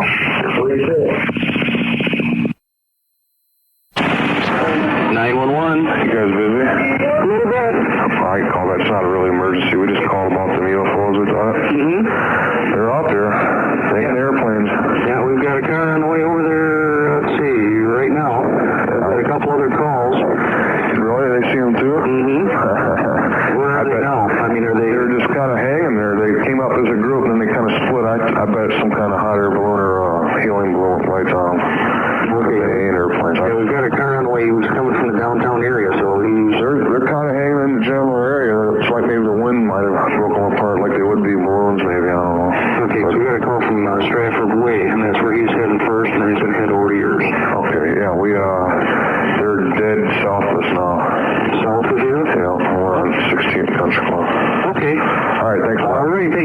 Yes, sir. Center dispatch? Yeah, this is a non-emergency, so feel free to cut me off if something comes in. And I feel kind of silly calling, but my son insisted that I call. Is there any Air Force airplanes or helicopters flying around in Allegan or Ottawa County tonight? Oh, we've had reports out Stratford Way in that area of life, and they're checking it out. Stratford Way? Yep. Now, where would that be? We're right on Ottawa on the county line. Yeah, it's down in that area. Right. It is? Holland City. Pardon? Right down, it's by Holland City.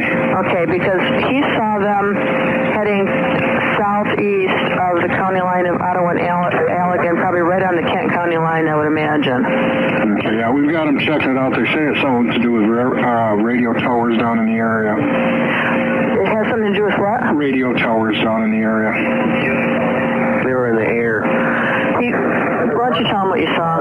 Okay, I was at a real high hill, right on the county line there, and it was like at a 45-degree angle to the ground. There was like probably 4 or 5 lights, and they were all flashing right in a row from the top all the way down to the bottom. And it was sitting there for a while, and then it leveled off, and then it moved southeast. It was up in the air quite a bit. Okay, yeah, we got an officer down the area checking on it right now. Okay. It took off real fast. Okay, yeah, we'll let them know. All right. Okay, thank you. Bye. Bye.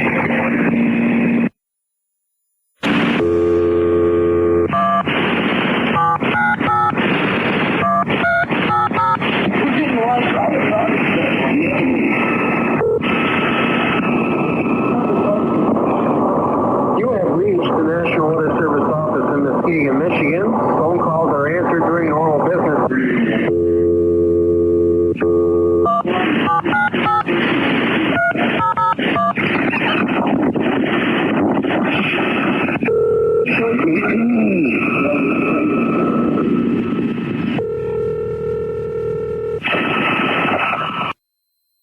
Now, I wanted to pause here and kind of let you guys know that this is where it gets very interesting.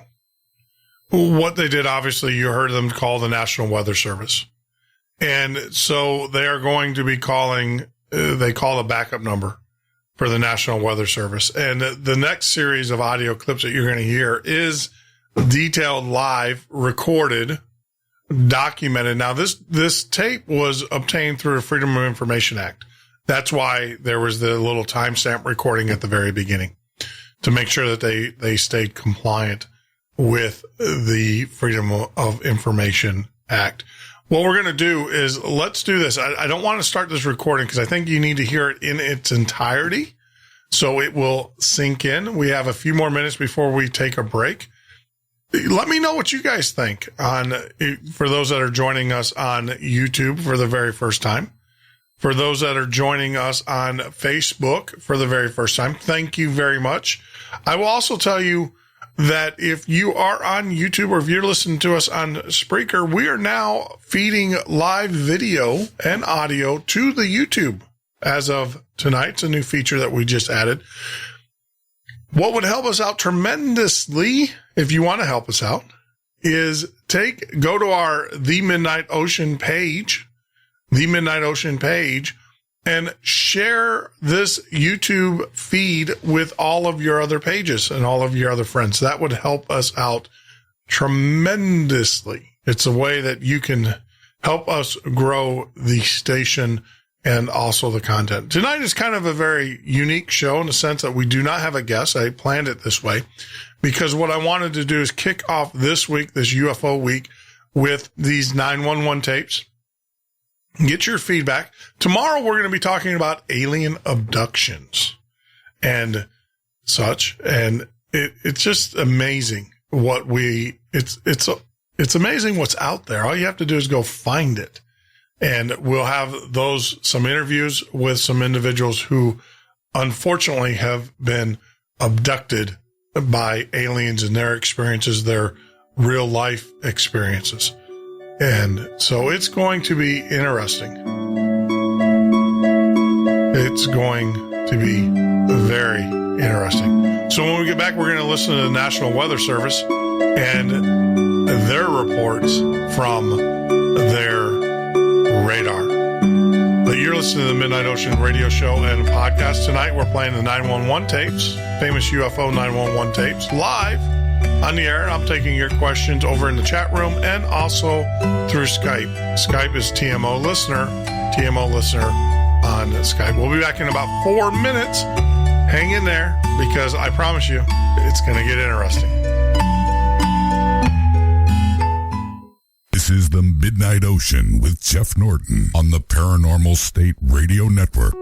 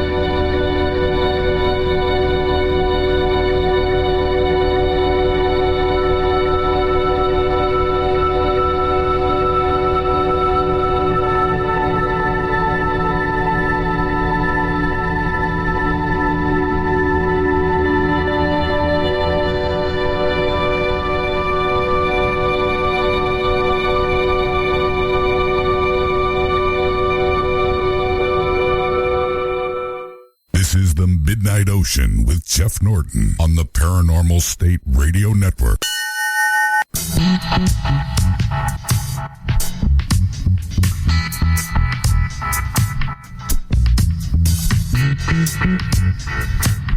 That is right, Andrew. This is the Midnight Ocean Radio Show and podcast. I am your host, Jeff Norton. Join us here live every weeknight from 10 p.m. till 2 a.m. Eastern Standard Time. Or on the web at www.themidnightocean.com. gmail.com. Hey, if you guys are new to the show, welcome. Thank you very much for joining us tonight, especially you guys that are listening to us for the very first time on Facebook Live at the Midnight Ocean Facebook page. Welcome aboard. Try to make your cruise with us this evening not that rough, as we play famous 911 tapes of UFO sightings. Now, give you guys the backstory on this recording.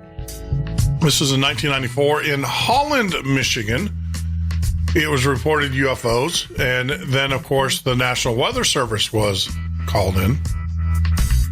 Now, for those that are saying swamp gas, I will tell you, in that part of Michigan, there is no swamps. There is no swamps. It is right there on Lake Michigan, almost a dead straight shot across to Chicago, which, believe it or not, is where I experienced my UFO as I was piloting a Cessna 410 back from a business meeting. So, yes, that's it. And also, Possum, yes, there is a hurricane heading to Florida, but the good news is there is no good news with hurricanes. But it's going to skirt, it looks like it's going to skirt, keep your fingers crossed that it's going to skirt the east side of Florida, and our studios are located on the west side, the Gulf side. So, but keep our prayers and everything open for those people that are being affected. I know that Gitmo and other areas are getting pounded right now as we speak. Jamaica and certain islands right now are just getting pounded. But we need to get back because we got a lot still to cover in tonight's broadcast in our 911 tapes. And so let's get back to it as we queue up the National Weather Service radar. And this is very interesting. I might just let this one go in its entirety, considering that we're past our normal break time. We don't have to take breaks as much now. So that is it. Let's get back to it. Very interesting stuff. You guys let me know in chat what you think about these 911 tapes. Hi, Miss Keegan. This is Ottawa County 911 calling. Yeah, how you doing? Good. You guys have access to a radar there, don't you? Yes, we do. You do. You getting anything weird down in the southern Ottawa County area? Anything weird? Hold on for a second. Okay.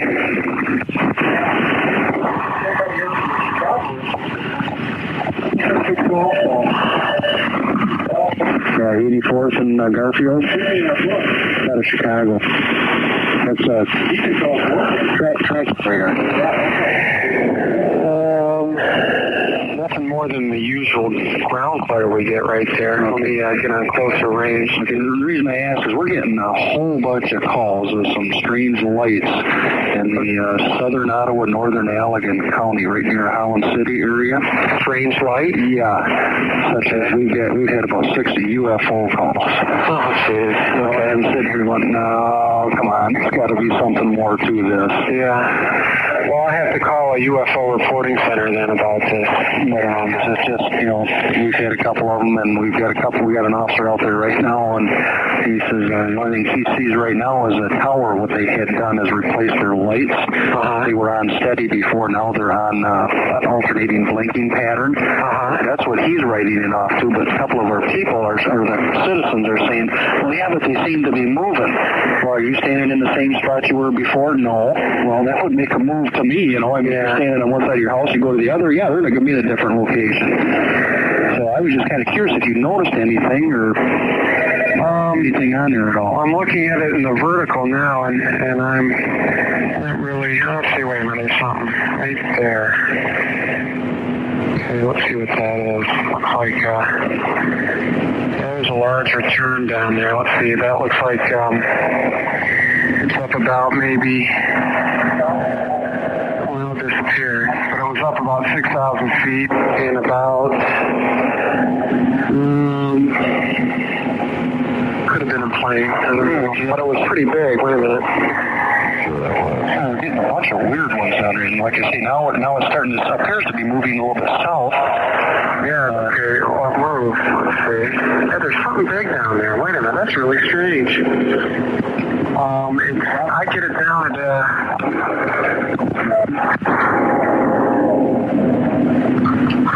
I'm getting it down around South Bend. No, wait a minute, I'm sorry. I'm looking at the wrong graph. Let's see.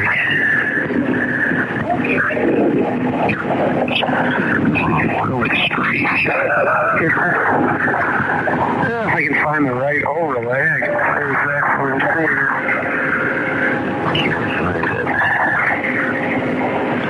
Shoot.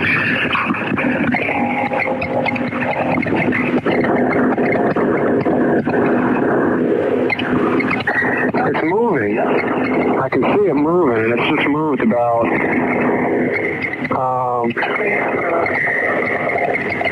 well, let me get the range through. Let's see.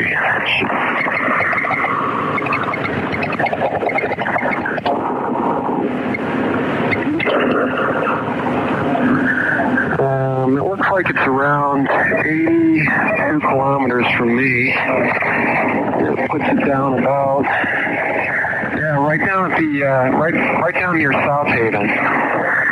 Okay, this would be north of this. And right at the Allegan-Ottawa County line. Okay, now I lost it. Yeah, oh, there it goes. Okay, it's moving. It's moving towards the west-southwest. It looks like a big blob. Yeah, that's the way it was explained to us. And it's not, I think it's almost off the scope. Let me go to another. Hey, this is weird. Let me go to another, let's see.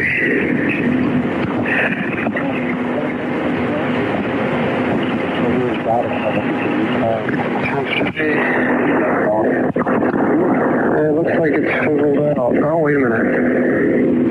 Okay.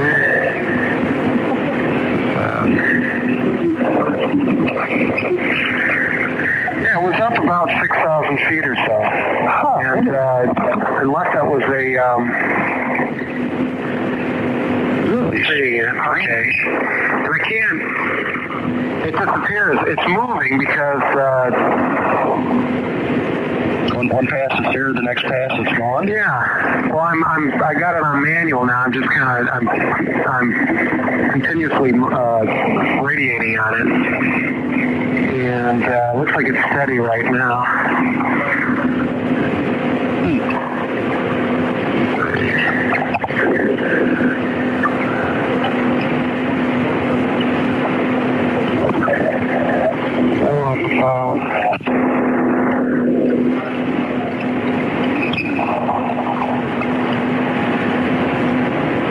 It's gone up. I'm getting it now at about 12,000 feet. It's weird. It's a pretty strong return.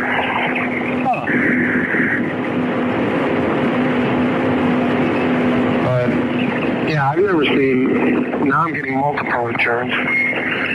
One of the people that called that I had happened to talk to said it looked like a bunch of cylindrical objects. Oh my God! What is that? They were going together and coming apart. Yeah, there's three, and they're lengthwise. Now I'm getting three of them, and I'm getting a third one now, and they're separated by about looks like about 5,000 feet in height, and about maybe an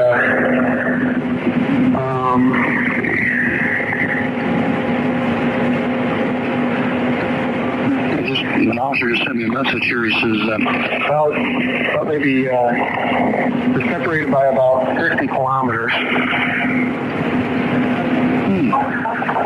Yeah, and they're very strong returns. I'm getting a real they're spiking, so there's something pretty solid. It's not precipitation or anything, especially up at that height. Yeah.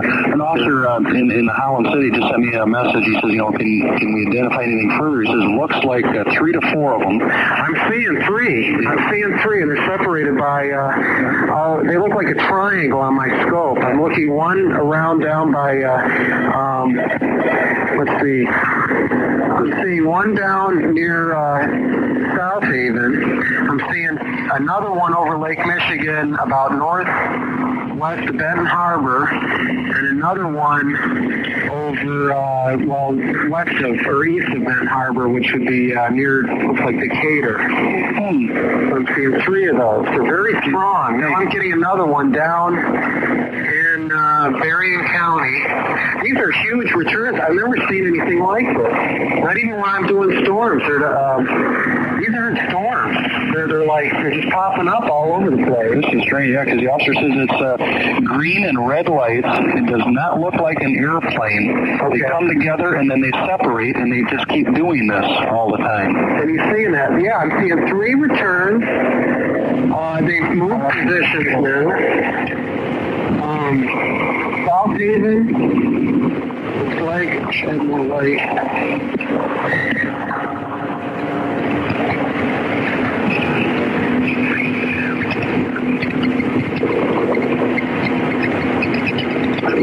South Haven. Okay, that one over by South Haven just zoomed over to the northwest by about, now they changed position again. One about 20 miles west of South Haven. Another one just above, looks like the Coloma, and the other one is just off the coast of Benton Harbor. Oh, this is weird. Okay, now that one near South Haven has moved. It's moving further out in the Lake Michigan.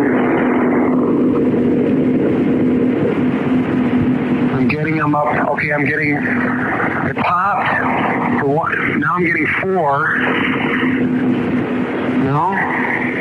Yeah, I got 4 for a while. And I'm getting another one way down. I did for a little while. These are all up around about between 7,000 and 12,000 feet. Oh, this is strange. This is totally weird. Yeah, I don't know if it's some kind of energy or the radar is picking up something. I wish we had a picture of this, but to find out exactly where he sees them once. Yeah. Union 22, you guys objects sitting south of Union or right overhead?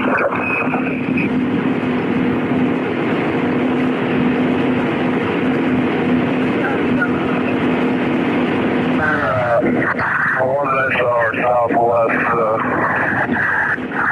16th and Country Club area. Yeah, this is our southwest of Holland City. So that could be that one by Benton Harbor if it's up that high. This is really weird. Yeah, I was getting 4. Okay, now they've moved position again.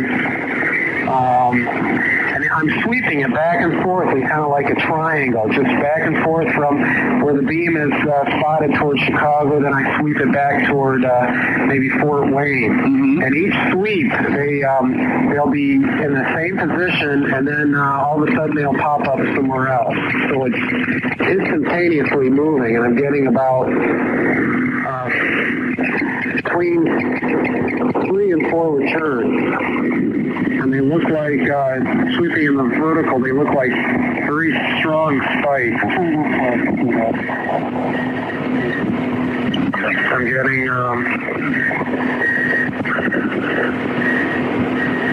it's really weird.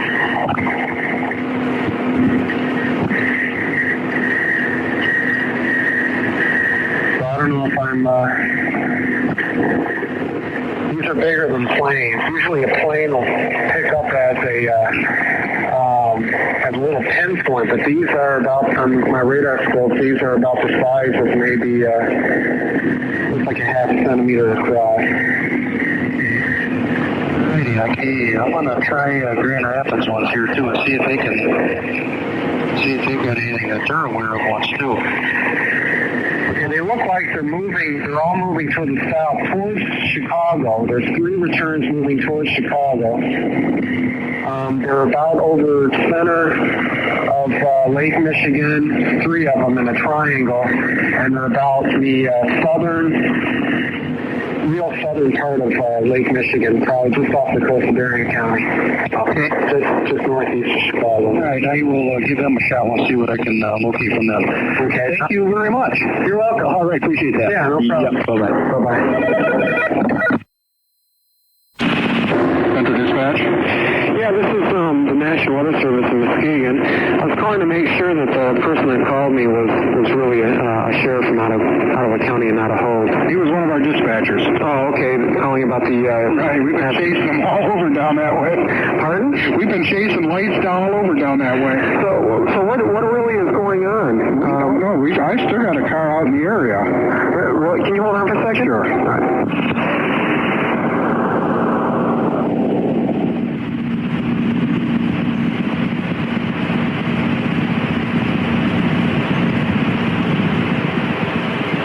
Ken fill you in on the weather service at all, Jim? Hello? Hi. Yeah, okay.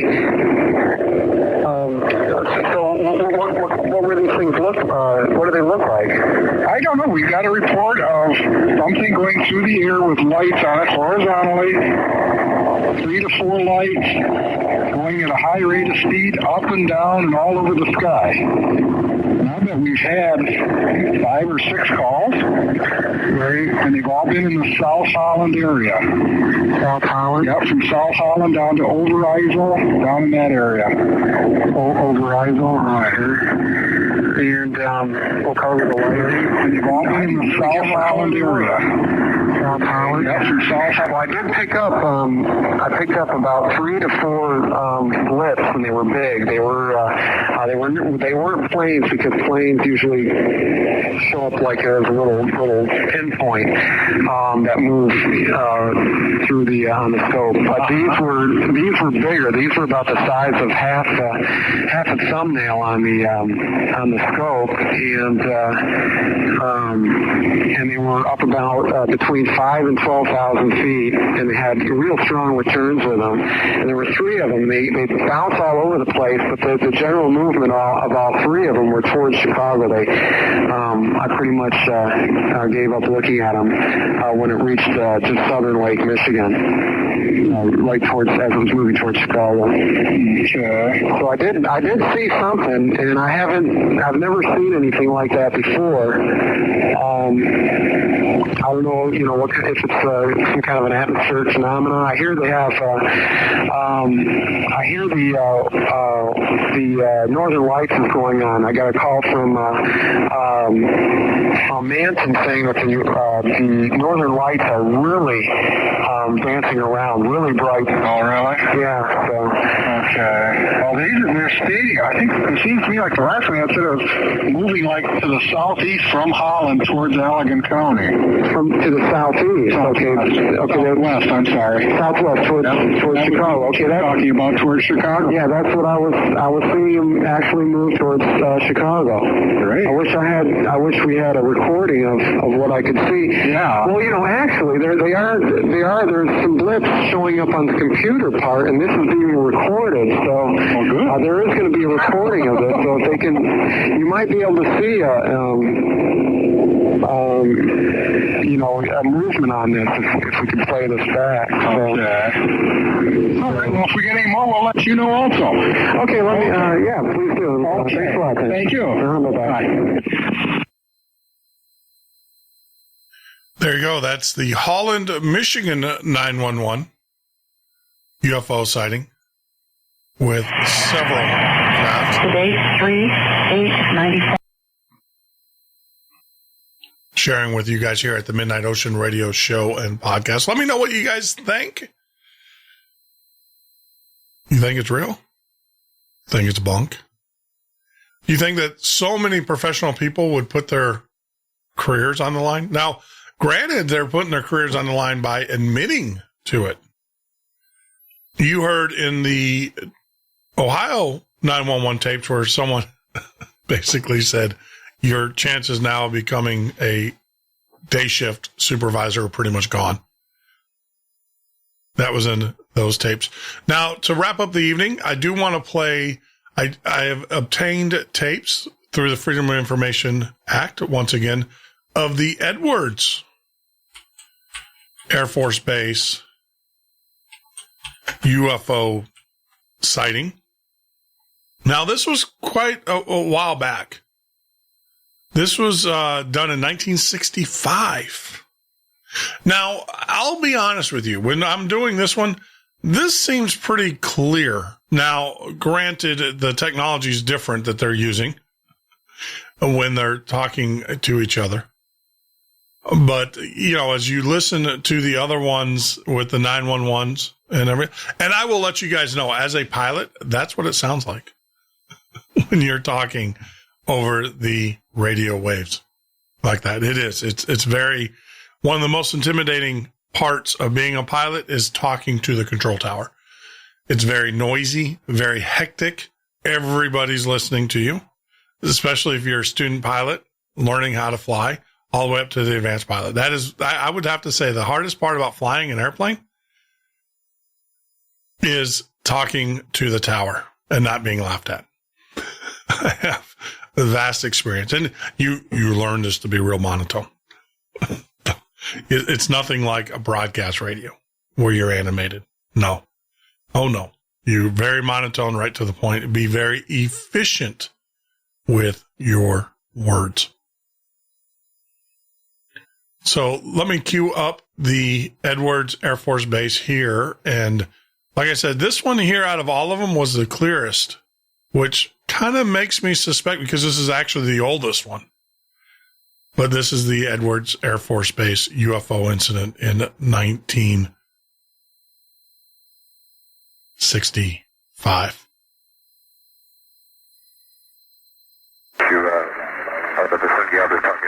What did he find out there to the west? He lost his contact. I still have a contact out there. Oh, you do? Visual? Yes. What did he find out there to the west? He lost his contact. I still have a contact out there. Oh, you do? Visual? Yes. What did he find out there to the west? He lost his contact. Masak? Yes, sir. This Major Jewel, I'm on with you. Right. The man just went to get the tower boy there, so he had somebody to confirm his story. Tell Surveillance Tech to record on. They are. They got it. Oh, you got it? Okay. Report on. Recording from position IMB 35 on the incident. Look to the north of us, there's one coming pretty fast. You can see his movement. And he's coming from north to south. North to south? Right. North to south at this time from Edwards? Right. He's blinking red. I have another red light and green light combination in sight, moving very rapidly over the idea at this time. I'm going to check with my RAPCON to see if they have any movement in that area.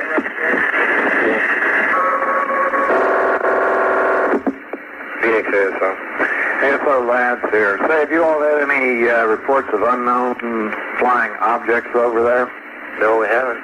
Oh, okay, we're wondering. We supposedly are having quite an invasion over here. What area? In our area? No, it's over around Victorville and Edwards there. I was wondering if any of your sites or any of your bunches over there have called anything in. No. Okay, fine. Thank you much. Right. 4 of them in that B. Yes, sir. 3 on the bottom side, 2 up. Yes, sir. Count that. Well, there's 4 altogether. Right. There's 2 in a line, and then there's 3 in a line. Yeah. The 3 in a line would run westward, and the other one would run up parallel with the bright one. Yeah. Right. Is that what you're saying? Yeah, that's the one I saw. Okay. Would you do us a favor? Can you report? We're looking for about 7 UFOs. Well, here in Carmel, Ontario International. Would you? Well, north of Ontario. Okay. We're not positive. This is coming from Edwards, George. How far here? Did he come from the northeast? Yes. No, he came from the yes. Northeast. Being these guys at 8,000 feet. There are about 7 of them. They're red, white, and green flashing lights. They have been sighted visually. And they're climbing now. And we wonder if you're painting them.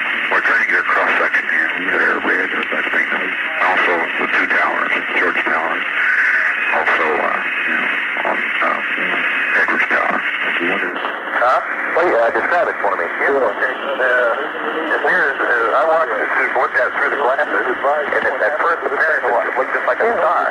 Yeah. And then it started, it was white and green. It's flashing white and green. And on what appears might be the bottom, and at first appearance it looked just like a star. Yeah. I mean, it's not intermittent flashing. It appears to be spaced. I see. In other words, the light fades in and out, rather than a definite flash. A definite flashing, similar to what aircraft anti-collision light would do. Oh, yeah. But it definitely isn't moving fast flag or constant enough to be an aircraft. Let's bring our high-finders around here. Let's see if we can dig up something. And it's definitely changes color from white to red, or white to green, and red.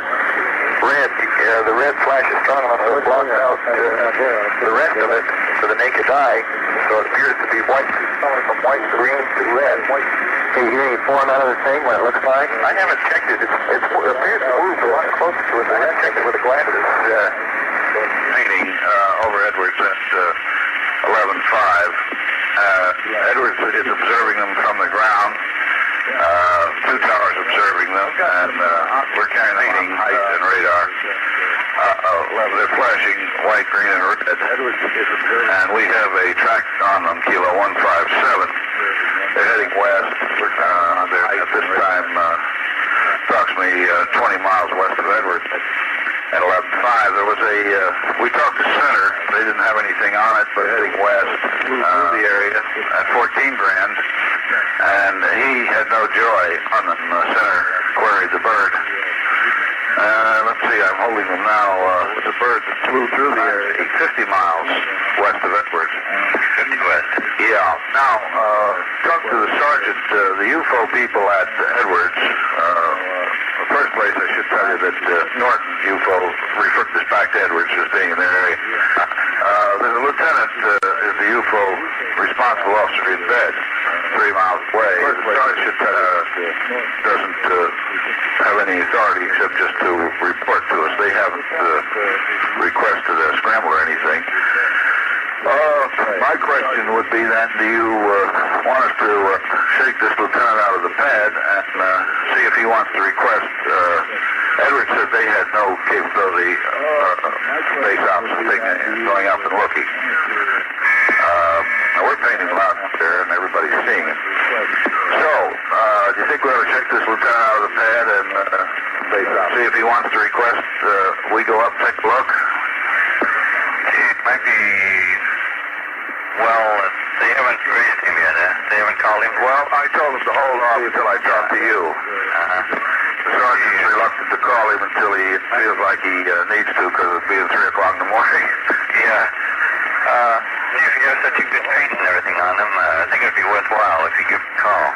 Yeah, that's my feeling, too. Right. And then if he... especially in that area, if he should request a scramble, we could probably take one of the guard birds, deuces up that thing.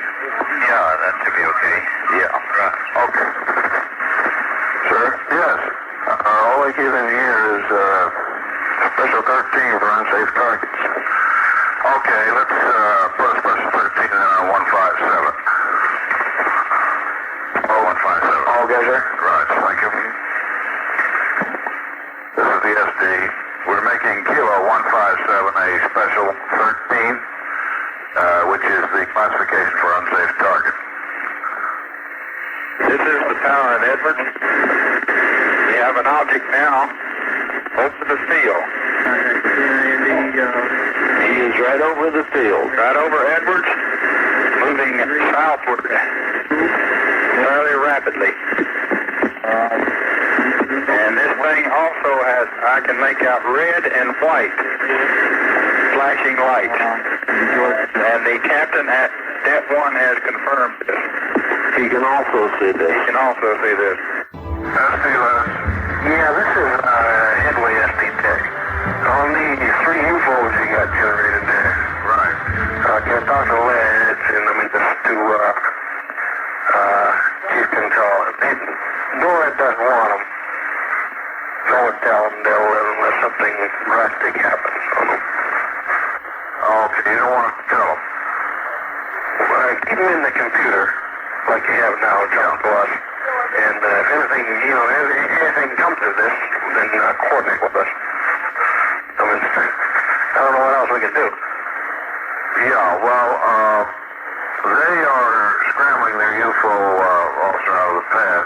And I talked to, I don't know who's making the decisions. I talked to Major Healy over at Hamilton. Yeah. And if they requested a bird to go up and take a look, we were going to send our Alpha Limas up from Edwards. Yeah. Who's making the decision, Major Healy or you people up there? No, the decision still comes from 28. Yeah. Okay, well, we'll just continue with what we're doing then. Yeah, right. Okay, real fast. Right, good, sure. Hey, what's up? Is the senior director between? This is Major Struble. Yes, sir, this is Cam Bell and Edwards. Yeah, you're a UFO officer? Yes, sir. Okay, I've coordinated with my people at the next level, and they're willing to let a bird go, take a look. We got the 106 available. Right. The directive I have says only that if it's within the existing policy, you go ahead and do it. So it depends on your policy. As far as I'm concerned, it would be a good idea. Well, actually, the way I coordinated it with my people is we're standing by for your request. Okay. So that's fine. And then you have my request. Okay, let me get you the spelling of your name from my log. Captain what? George B-A-L. B-A-L-E-N-T. Okay, and you're UFO officer at Edwards? Yes, sir. Okay, and I guess somebody has the number to reach you back. Right, sir. I'll re-coordinate this now because it's been some time. All right. But we do have live data on them. Okay. We should be able to pick them up all right. So I'll get in touch. All right. Roger. I'll wait for your call. Right. Thank you. Hello, this is Captain Clark, Alpha Lima. Okay, Captain Clark, Lieutenant Reed. Yeah. We have some confirmed reports of some unidentified flying objects in your area. Okay. Approximately 6 or more from Edwards. They're just south of Victorville. And we'd like to use, we have information from 28th. We also have some height finder cuts on anywhere from 3,000 up to 13. They're moving slowly and climbing slowly. They're red, white, and green flashing lights. And they have been confirmed on radar. I see. We can't use one of your alert birds, but do you have another 106? Oh, that's all we have. That's all you have? That's all we have is the 6 on alert. Okay, just a moment. I'll let you speak to the senior director. Maybe I can go ahead and use one of your alert birds. They can't establish what these things are. Yeah. Just a second. Yeah. Okay, so they're still trying to decide here what to do. Okay. You say you might have one? Well, Sergeant McClary said we had one on greater than 1 hour, but I believe that's just because we don't have a pilot here for it. Oh, I see. But I'm pretty sure they're all uploaded. Yeah. He's checking that out with the ground crew now. Okay. If they do have that downloaded, then we could take one. If not, then we'd have to have an authentication on the On the scramble with the weapon aboard. Yeah. Okay, Major Struble just wanted us to call you, the SD here, and let you know. And I'll tell you, I'll call you back in a minute, or in a few minutes. Okay. How can I reach you? Just call the hot room again. Okay. And they'll get you back to you in a bit. Okay, thank you. I have another call coming in now. Right. Okay, sir. Sierra Romeo. Here's Mike, go. 28,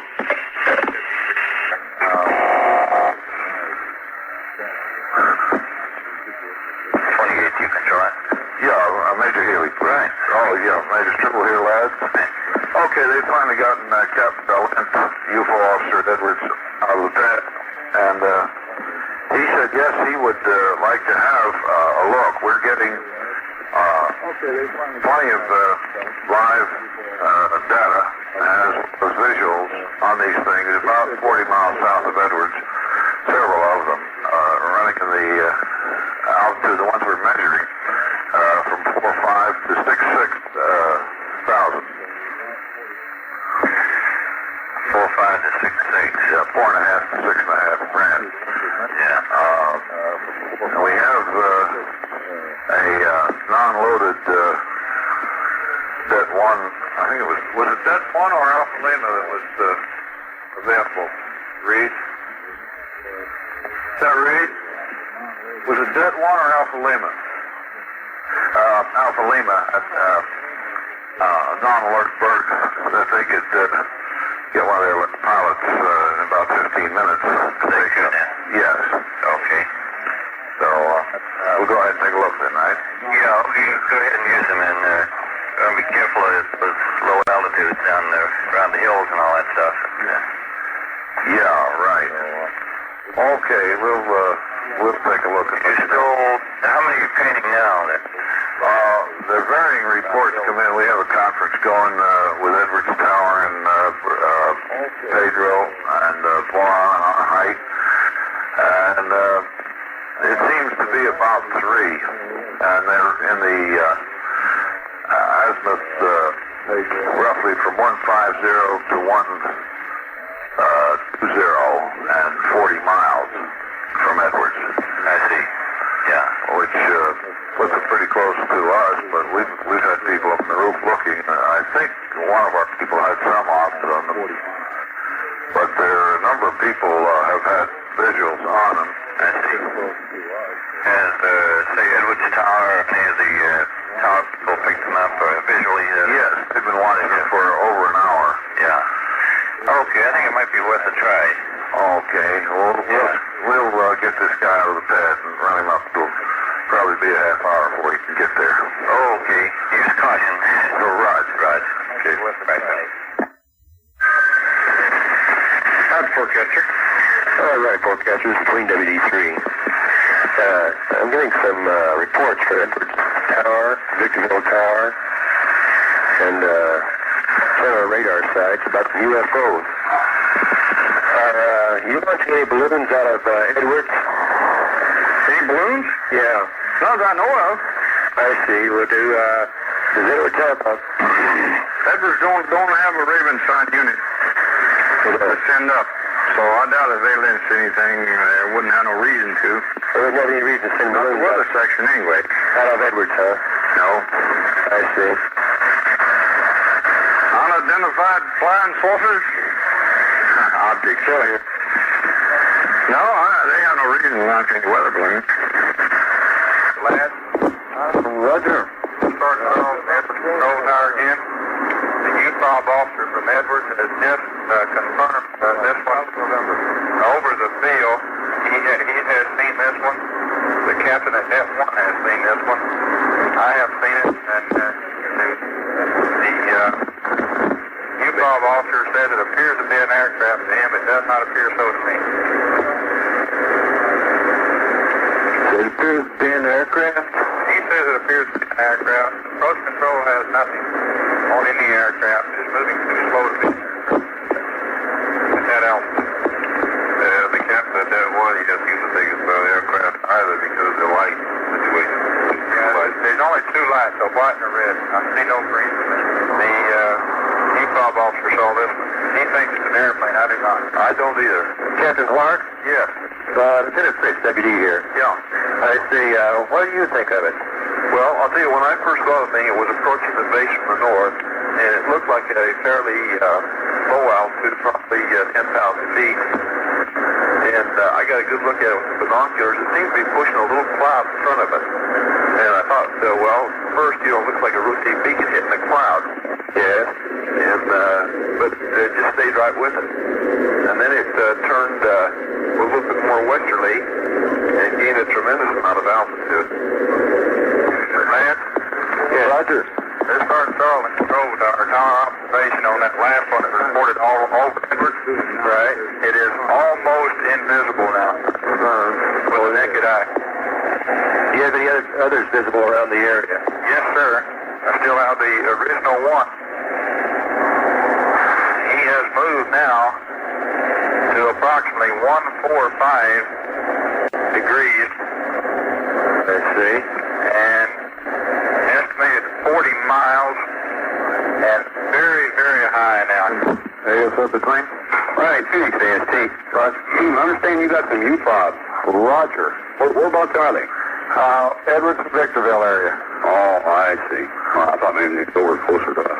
No, afraid not. I got word you were using Vegas or something. Roger, we've got Vegas on eliminate here.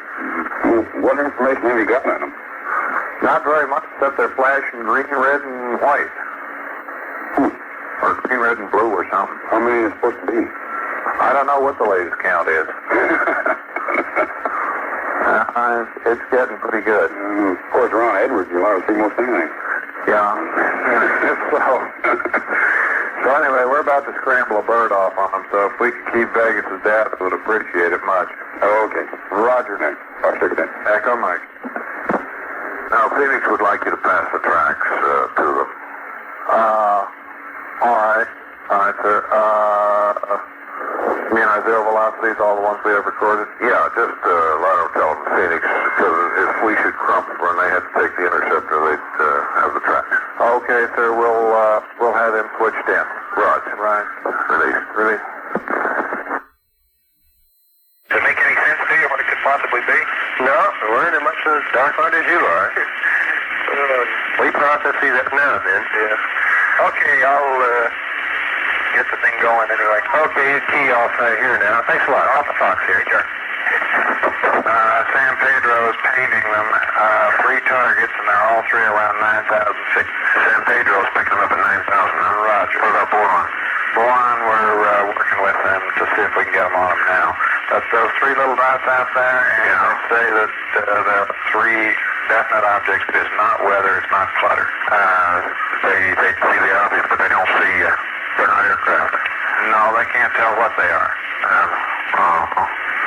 Scramble on. You gotta scramble on them. I'm curious to find out what the hell they are. Yeah, I am too. And you'd be within your rights to scramble them, wouldn't you? I don't know. You have to meet us too, I guess. Well, I have to see what they want to do. They're not moving hard at all. They did. They watched them for 30 minutes, and they didn't move at all. And all of a sudden, boom. Really? Where are they? Oh. Little green men. Nobody has ever intercepted these things yet. They're calling a pilot in from home. Because they need a special pilot for these? Well, his whole thing, he said, he's a senior director of it. You want to turn up any alert planes. See, all the alert planes are hot, and they don't want to see them hot. I guess those things aren't hostile because they haven't done anything yet. Yeah. Well, it's interesting to see what's going to happen when he goes up. Yeah. Takes a look at them.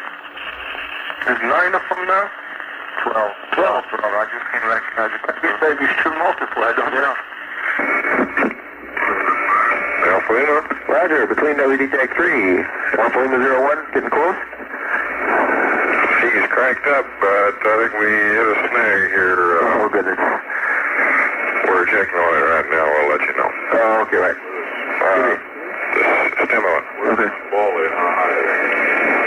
All of them appear now that the red light has stopped, and they all appear to be gaining altitude rapidly. Is that right? That's right. I'll go out and watch that bright when it gets there. Okay, sir.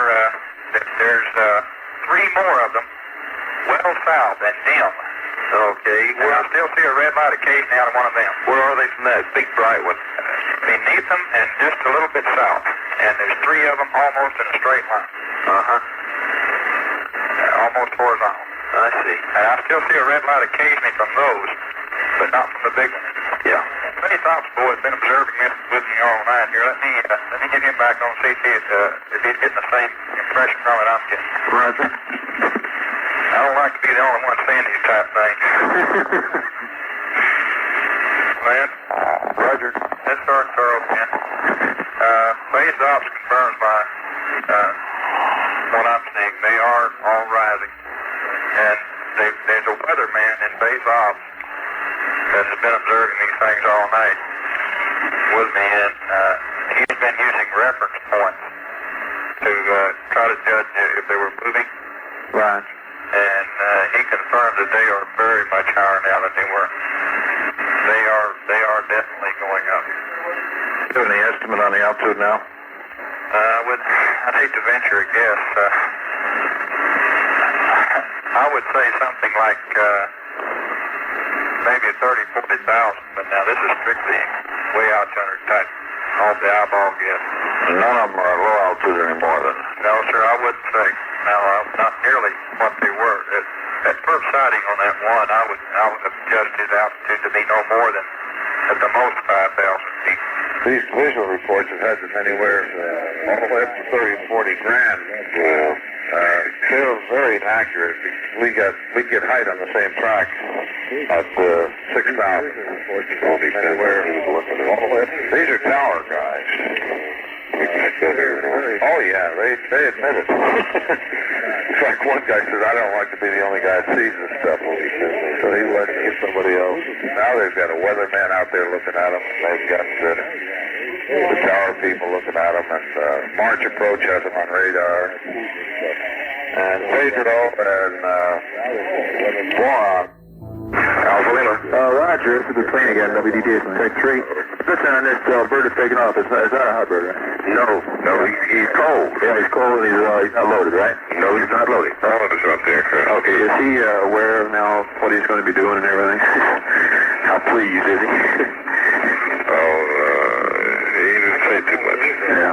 236. Okay, Edwards Tower? Yes, sir. WD. Okay, Alpha Lima 01 is now bearing about 195 for 15. I have him in sight.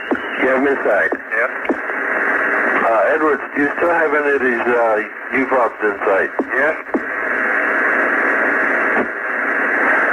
Okay, Tower, pick out one you want us to intercept, and we'll take a 01 in on him. Have him proceed.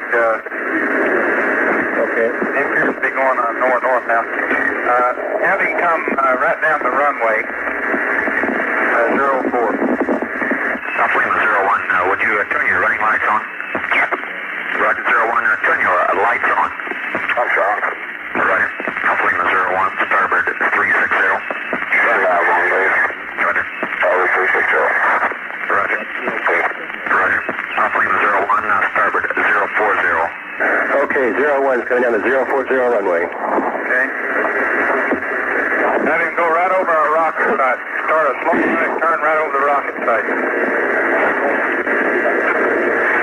Okay, he's turning now. Hold that. Okay, how's he looking now? I turned starboard to 12. Hold that. Hold that, huh? Yeah, that's pretty good. Okay, could you, what's the blip in relation to him? 12 o'clock? About, have him more right. Could you have him, the best reference I'm going to be able to give him is have him come back over Edwards and line up with the runway again. Ground observer request you fly down the 040 runway. On the runway. Roger. Alpha Lima 01, when you reach the end of the runway, starboard 090 at the end of the runway. Departure end or departure end? 01, you should hold at one blip now. One target on your right, one on your left. Stand by for range. Still negative range on the targets. All right, one on the left. Contact, stand by one, have possible contact at right about, possible contact right over about 10 right.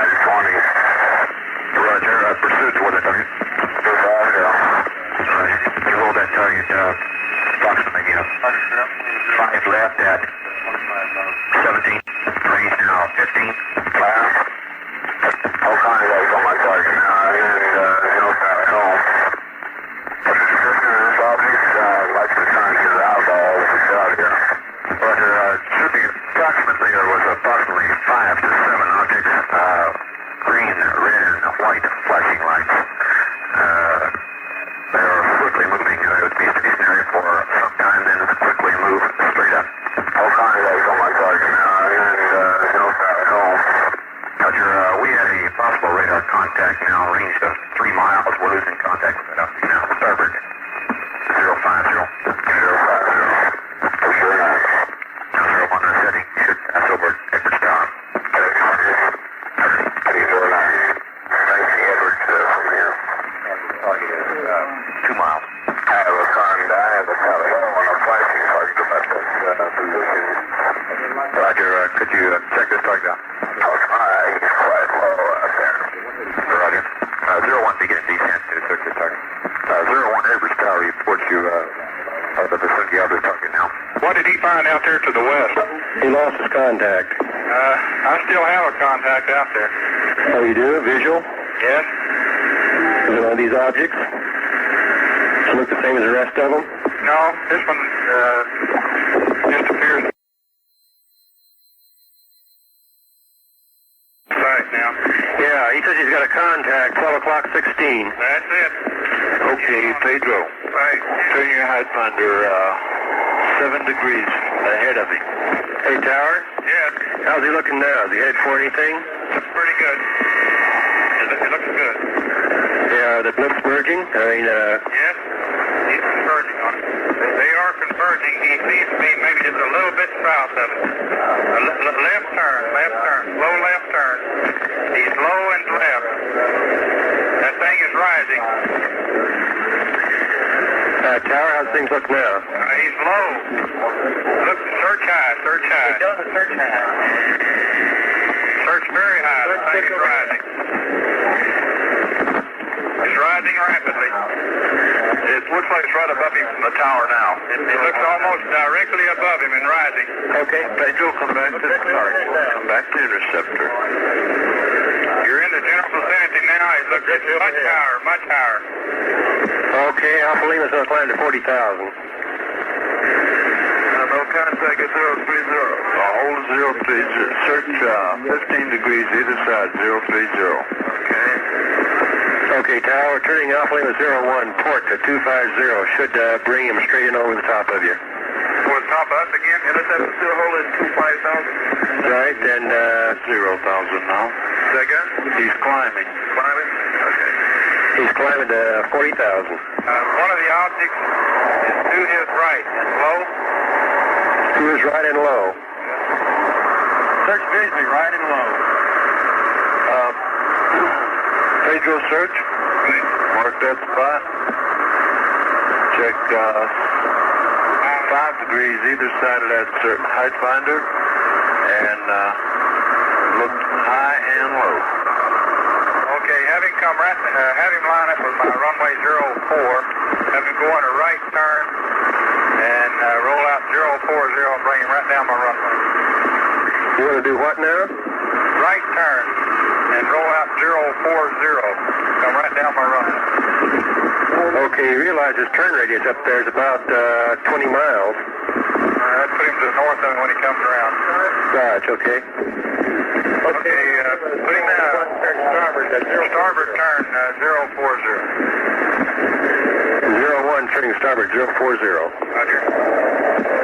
That should bring him in quite a ways north of you. Yes, he will. We'll probably lose him when he goes over the tower. Have to catch him on the run. I've got a possible contact on search radar bearing you from your station 075 for 10. 075 at 10. Roger, anything out there? I have one at 075. Couldn't say the distance. Right. Hi. What heading's the interceptor on now? He's on a 080 heading. Okay, hold that. Right, how's he lining up? Looks pretty good. Luminous object 12 o'clock? Should be 12 o'clock. 20 degrees.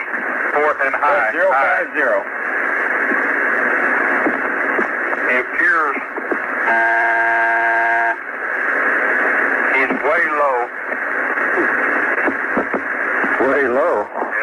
only 40,000 feet. Still low. Search high. I would say he was about 100 now. But he should be 100 now. Or he could be. Did he pass under target at this time? Yes, about the time I said mark, he appeared that he was almost 100. Okay, mark that spot there. Pedro? Right. Okay, search 10 degrees either side. All 01 reports is one great big bright shiny star. Yeah. That's what it appears like from the tower now. It has that appearance here now. It is much, much higher than when we first observed it.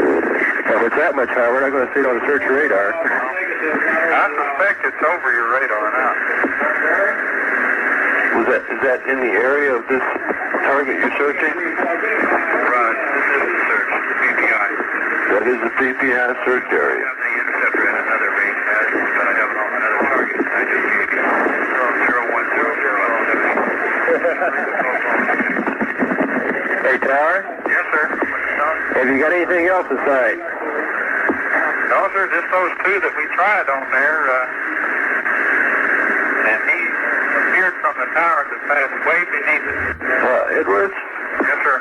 Is there one about southeast of you, about 3 miles at this time? Southeast at 3?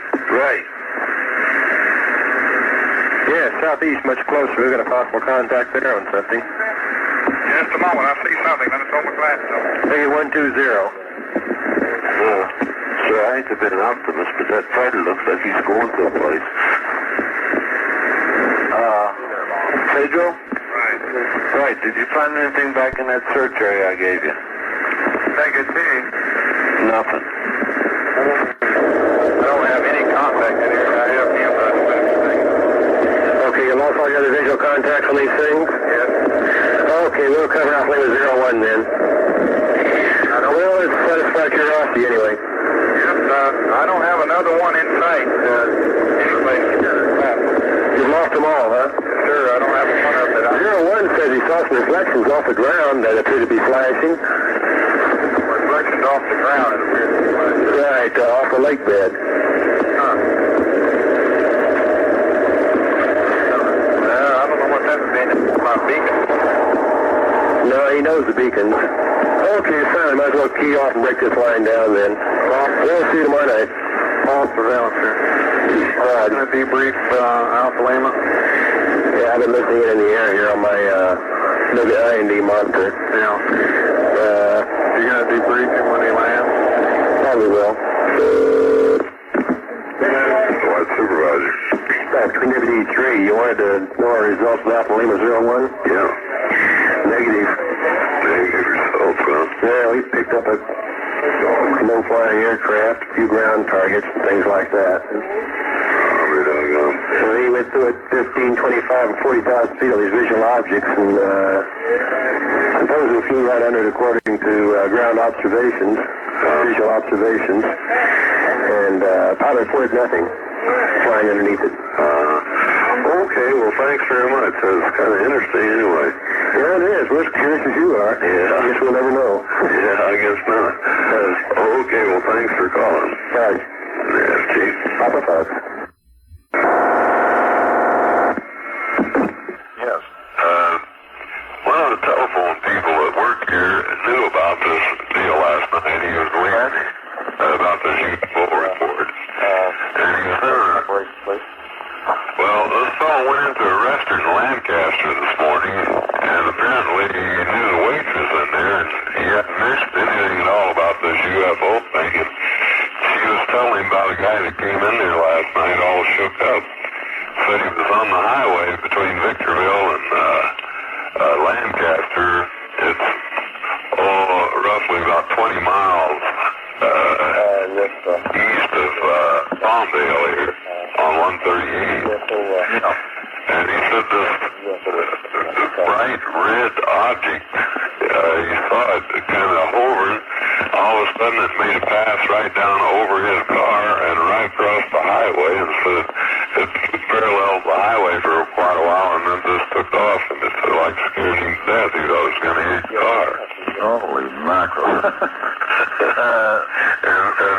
Well, he was a telephone man, you say? No, this telephone man overheard him. No, the telephone man was talking to this waitress in the restaurant this morning about 6 o'clock over in Lancaster. Yeah. Now, I've got the telephone man's name here. What supervisor and the team director? We have the UFO information dispatcher at Base Operations Norton on also. He's listening to you now. Oh, good. Then he needs this more than I do. Is this the watch supervisor? Yes, this is the watch supervisor at Los Angeles Center. Lancaster. Hello. Yeah. If this is the Lancaster area, we're supposed to refer to the nearest base where this sighting occurred, which would be Edwards or George. Okay, well, you won't need this report then. Well, that's the way we have it written up as an SOP. We're supposed to determine the location where the sighting took place. And, okay, well, you won't need this report then. The party. Well, that's the way we have it written up as an SOP. We're supposed to determine the location where the sighting took place. And, okay, well, you won't need this report then. Party. Well, that's the way we have it written up as an SOP. We're supposed to determine the location where the sighting took place. Yes, this is on the north side of the mountain. I'll be glad to pass it on to Edwards. I was just getting... I can give you the name of the UFO officer at Edwards. I have it on my report here. Let's see. It's Captain... wait till I find the damn thing. What's that captain's name at Edwards? No, that's okay. He wanted there at the deputy position for your report or not? No, I won't need it here, but Captain Bilent at Edwards, base ops. Yeah, okay, well, I'll give it He'd be collecting all of the data. Yeah, okay. I think it's a real interesting thing. I think he probably would want to have it. Yeah, I'll pass it on. All right, fine. Thank you. You bet. Chief. Okay, what supervisor? Yeah. Okay, thank you very much. Edwards. Okay.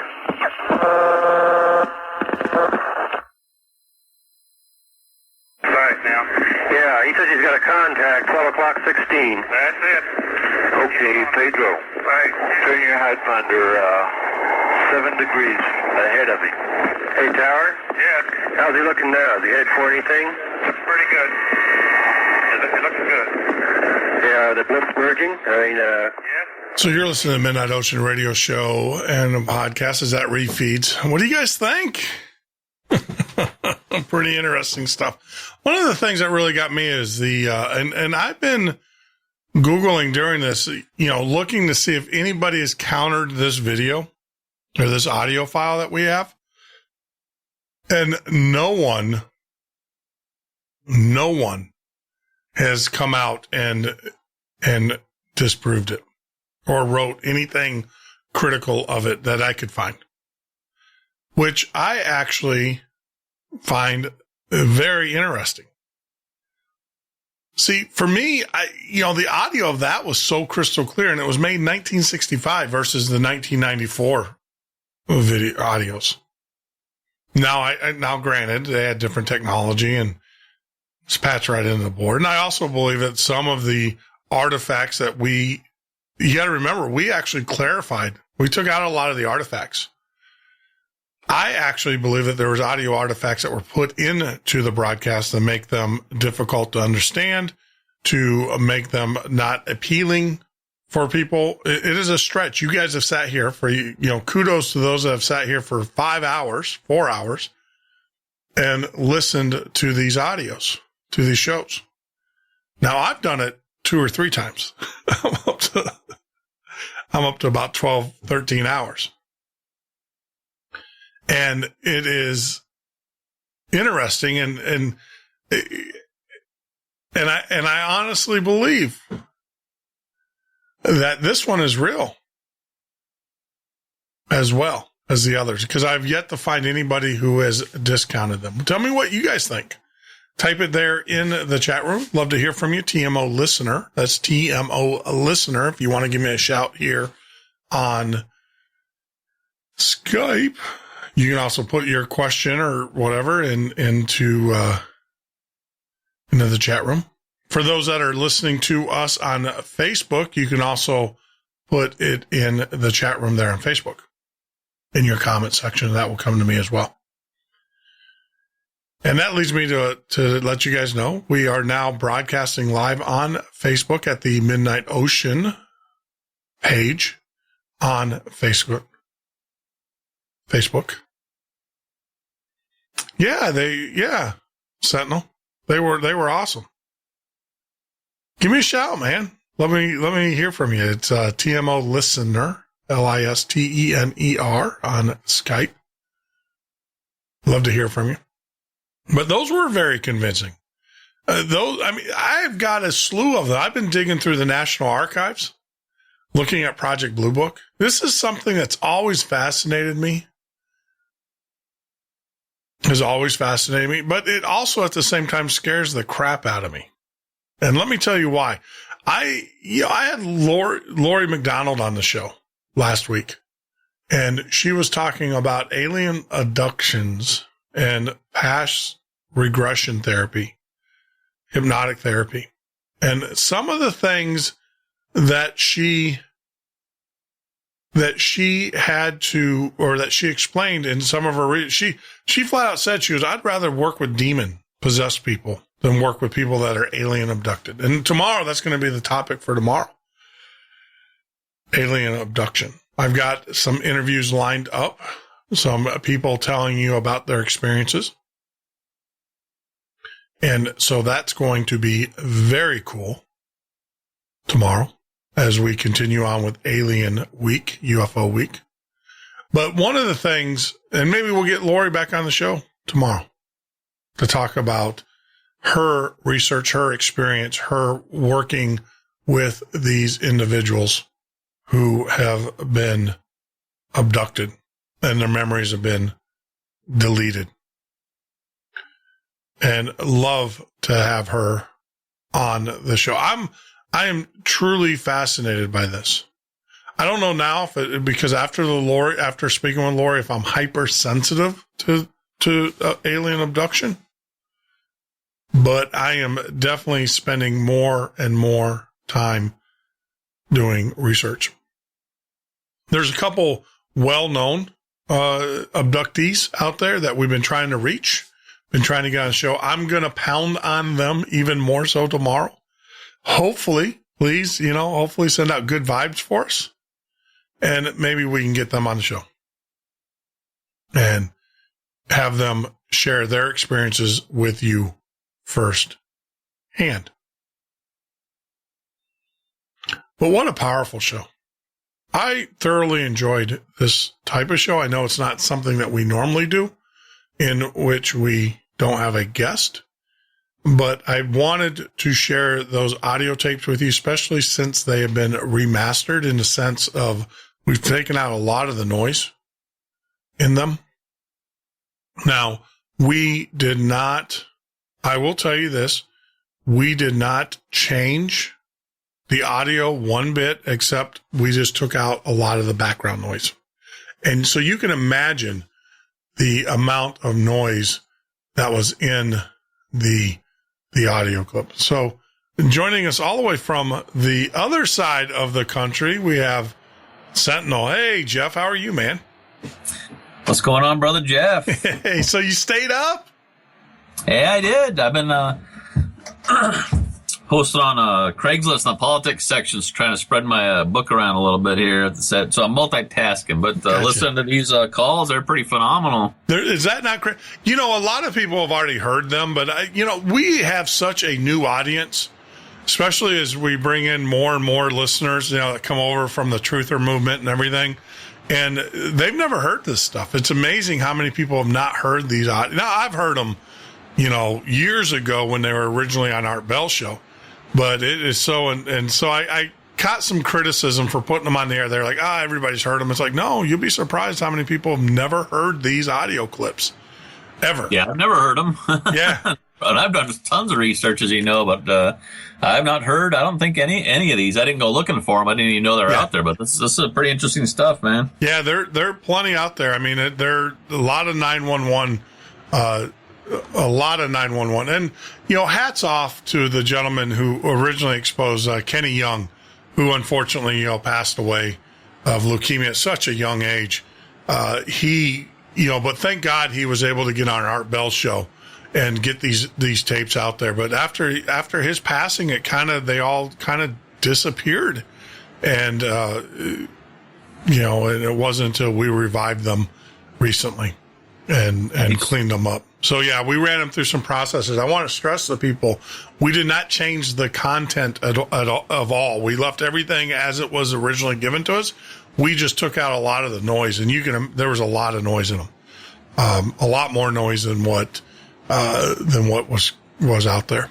So yeah, it's interesting, and we're finding more. I'm getting more and more tapes, and since I've been searching the National Archives for Project Blue Book and everything, so it's amazing.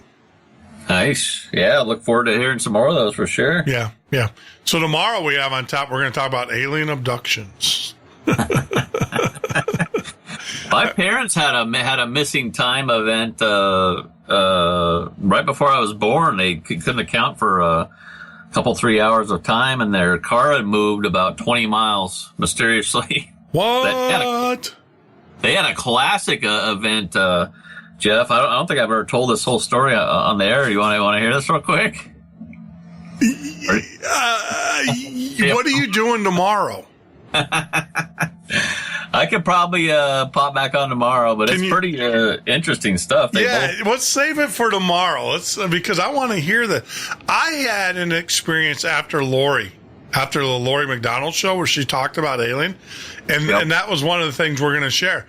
That night after doing that, I don't know if you watch that or listen to that show, but she talked about her work as she does past regression therapy and alien abduction. I had something really freaky happen to me as well, and I'm going to share that with the audience. Now, the thing is the minute I woke up the following day, I documented the crap out of it with Laura. I sent her an email. So I have a record of the conversation of us going back and forth. And she was like, it sounds like, what it sounds like to me. And I'm like, don't even go there. In the email, I'm like, don't even go there. But she was like, So I'm going to share with the audience what happened, and you guys make your own. I don't know. I can still walk. I don't feel sore, so I wasn't probed or anything. That's always a good one. So yeah, we're trying to get Whitley Strieber on, and we've got some other people too. I've been trying to reach out to these guys, and it's so hard. I mean, this week was actually set back for UFO. And so I wanted all my guests to be UFO guests. So that's what we've been pounding on for the last 2 weeks, is trying to just leave this open this whole week for nothing but UFO people who have experienced, different types of experiences. So that's why our guest list for this week is wide open, because we're still working on. We've got a few that we're still pounding on, and I think we're going to get a couple. Hey, if it was meant to be, it was meant to be. Or the worst case scenario, you're going to be listening to me all week. I'll try calling in tomorrow and tell my parents' story, because they had the classic. They're driving, they're running way late at night, and they're in the car. All the power in the car died. No, it's a pretty crazy story, but I'll save it for tomorrow. Save it for tomorrow, because that's tomorrow's the alien abduction missing time. I am going to send out, and maybe you can help me. We're sending out the call for people to share their experiences with us, to call in. Can you do a mass tag on Facebook and send out a bunch of I'm gonna.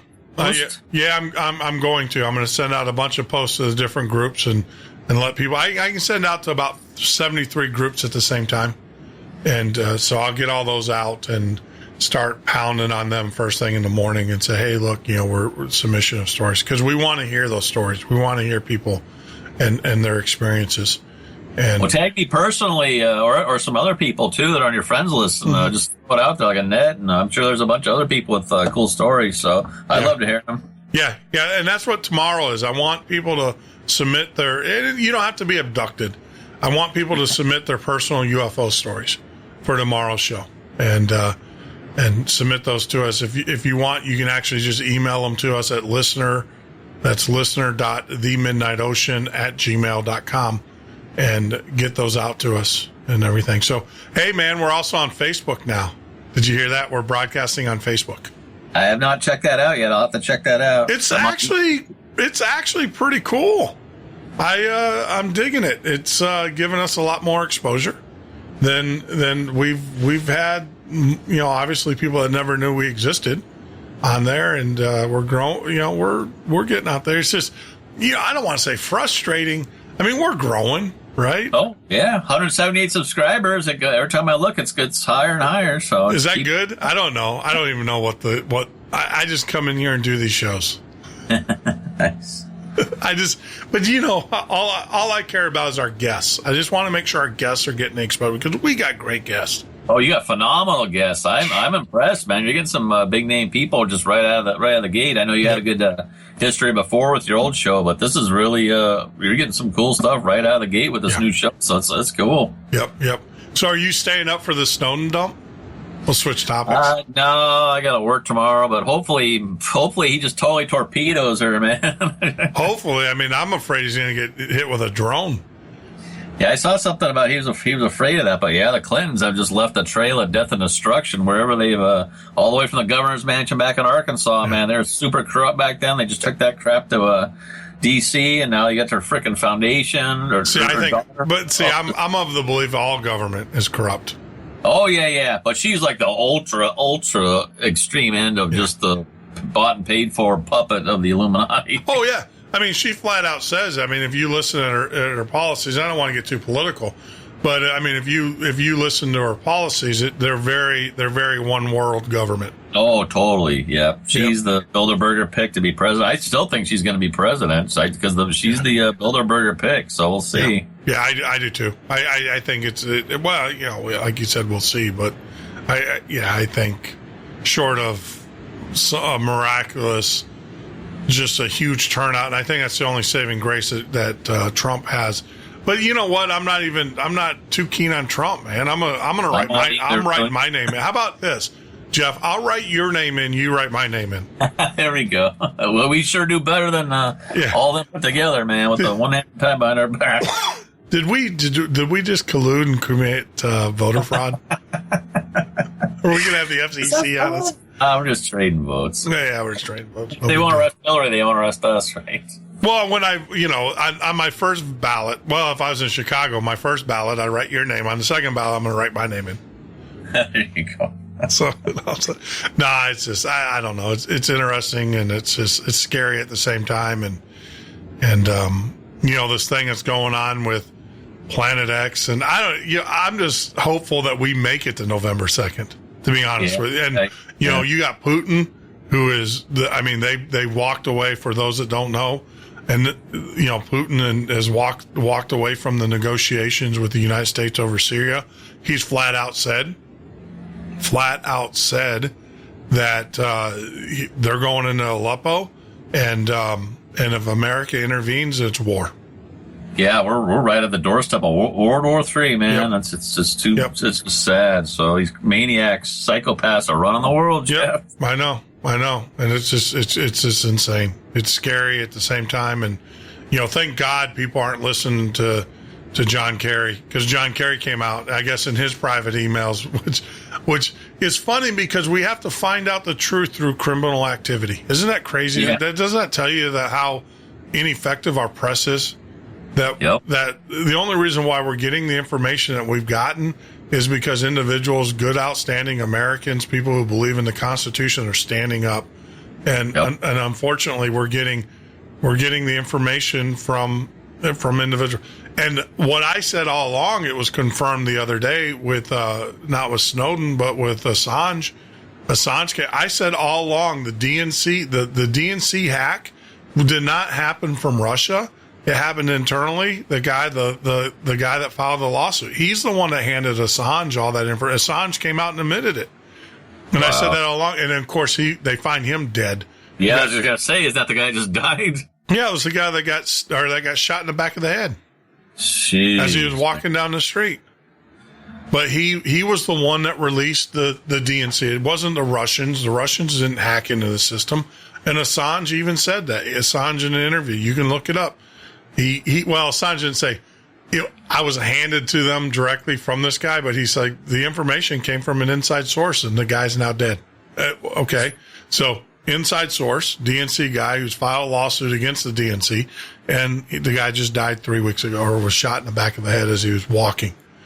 Wow. So, yeah, it's crazy. It's just insane. But once again, I guess the big data dump is here in 2 hours or another hour from now.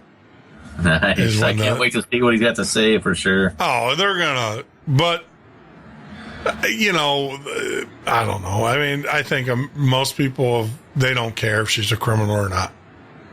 Yeah, it's pretty sad, sorry state of affairs. Yeah, man. They don't care. Just like, but also with the Trump supporters, they don't care the fact that he declared bankruptcy and screwed all those people out of, good, hardworking Americans out of all that money. Yeah. See, my thing is I just think Donald Trump wants a seat at the table, and the only way he's going to get a seat at the table is if he gets elected president. And he thinks, I don't think they'll ever let him sit at the table. He'll always be at the little kids' table. And, Hillary just wants to fulfill her obligation.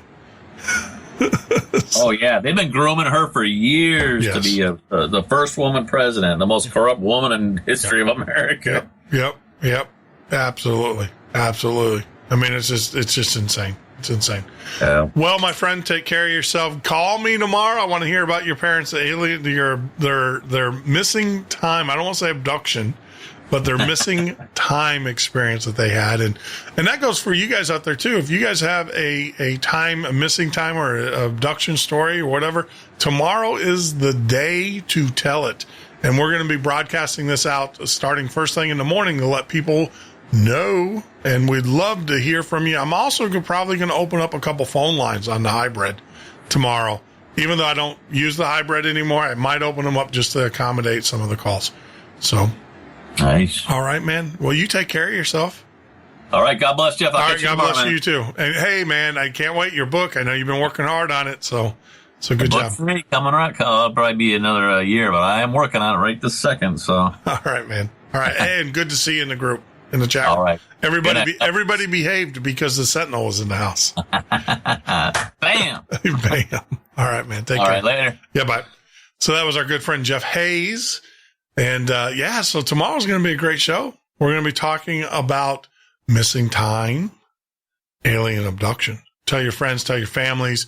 If you are a member of a group who has missing time or alien abductions, let them know. We'd love to hear your story live right here on the air at the Midnight Ocean radio show and podcast. Wow. So it kind of ends up our night. What a great show, I think. And I'm very happy that a lot of you guys did not hear those audios before tonight, because it just confirmed what I kind of suspected. We can't assume, some of us guys that have been around Art Bell for so many years and around this movement for so many years can't assume that everybody else coming into the movement has ever heard these things. So that is what we need to do. It is our job to carry the flame forward. So once again, I'd just like to say thank you. Good night. Thank you to our good friends over there at Live Ninja who are providing our SMS. You guys need to use that SMS a little bit more. Love to hear from you. You can SMS me during the day as well, and I will get back to you. I do promise. But like always, take care, be well, and more importantly, be loved.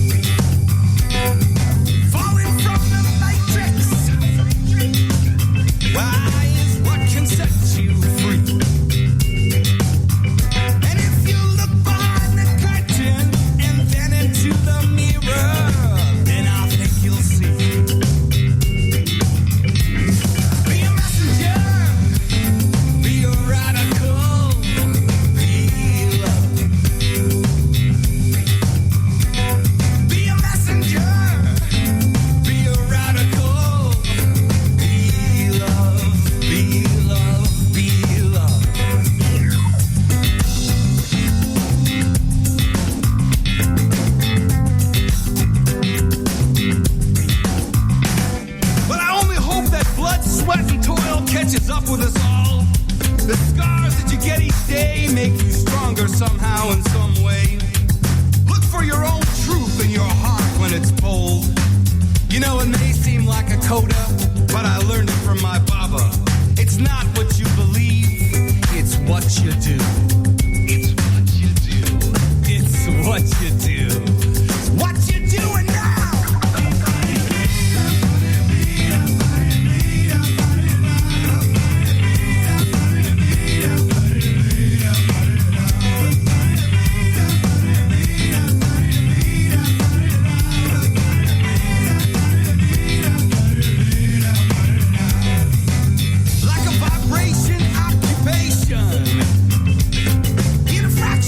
Of an inch.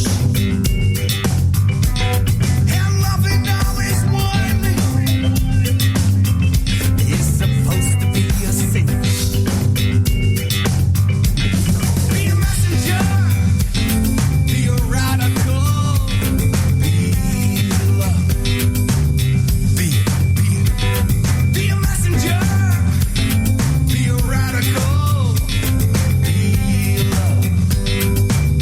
Be love, be a messenger, be a radical, be love, be love. Be a messenger, be a radical, love, love. Be a messenger, be a radical.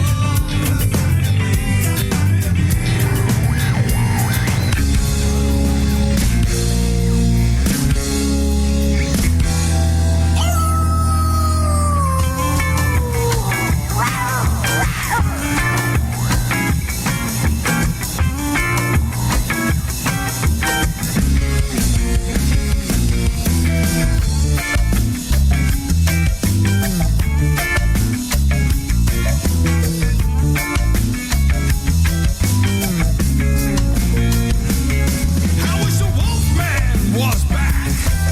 He be taking no shit and he be taking no flack. I wish the Wolfman was back. You can bet on this, you can bet on that. Like a pirate in a radio station. Feel the needle and the vibration. Howl out another salutation. For the Jack in the Shack is the one with the knack. I wish the Wolfman was back. He be pushing the need and he be sharing the feed. I wish the Wolfman was back. He had the knack for pushing music like a heart attack. Acapulco shirts and his goatee. Amplifiers glowing like a sound key. Flying in the face of conformity. Cause the Jack in the Shack is the one with the knack. I wish the Wolfman was back. He be taking no shit and he be taking no flack. I wish the Wolfman was back. You can bet on this, you can bet on that, yeah. Ain't you got no love in your heart, man? Don't you know you got love in your heart that's gonna make everything all right in the world? Sending you a bad Jack for president, Constitution, baby. I want you to turn your radio up real loud now. And lights in the room get dim and the music goes simply slide right into your soul and your mind. And you're gonna know how it feels to flow.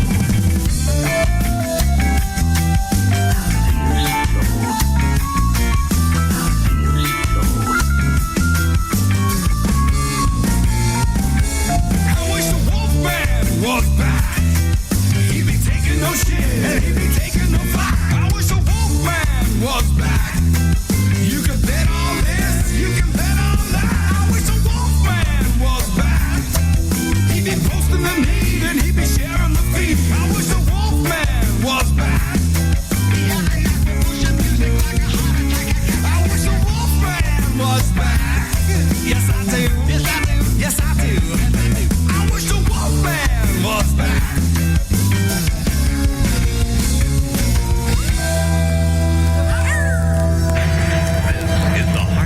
This is the Midnight Ocean with Jeff Norton on the Paranormal State Radio Network. Wolfman Jack. Wolfman Jack.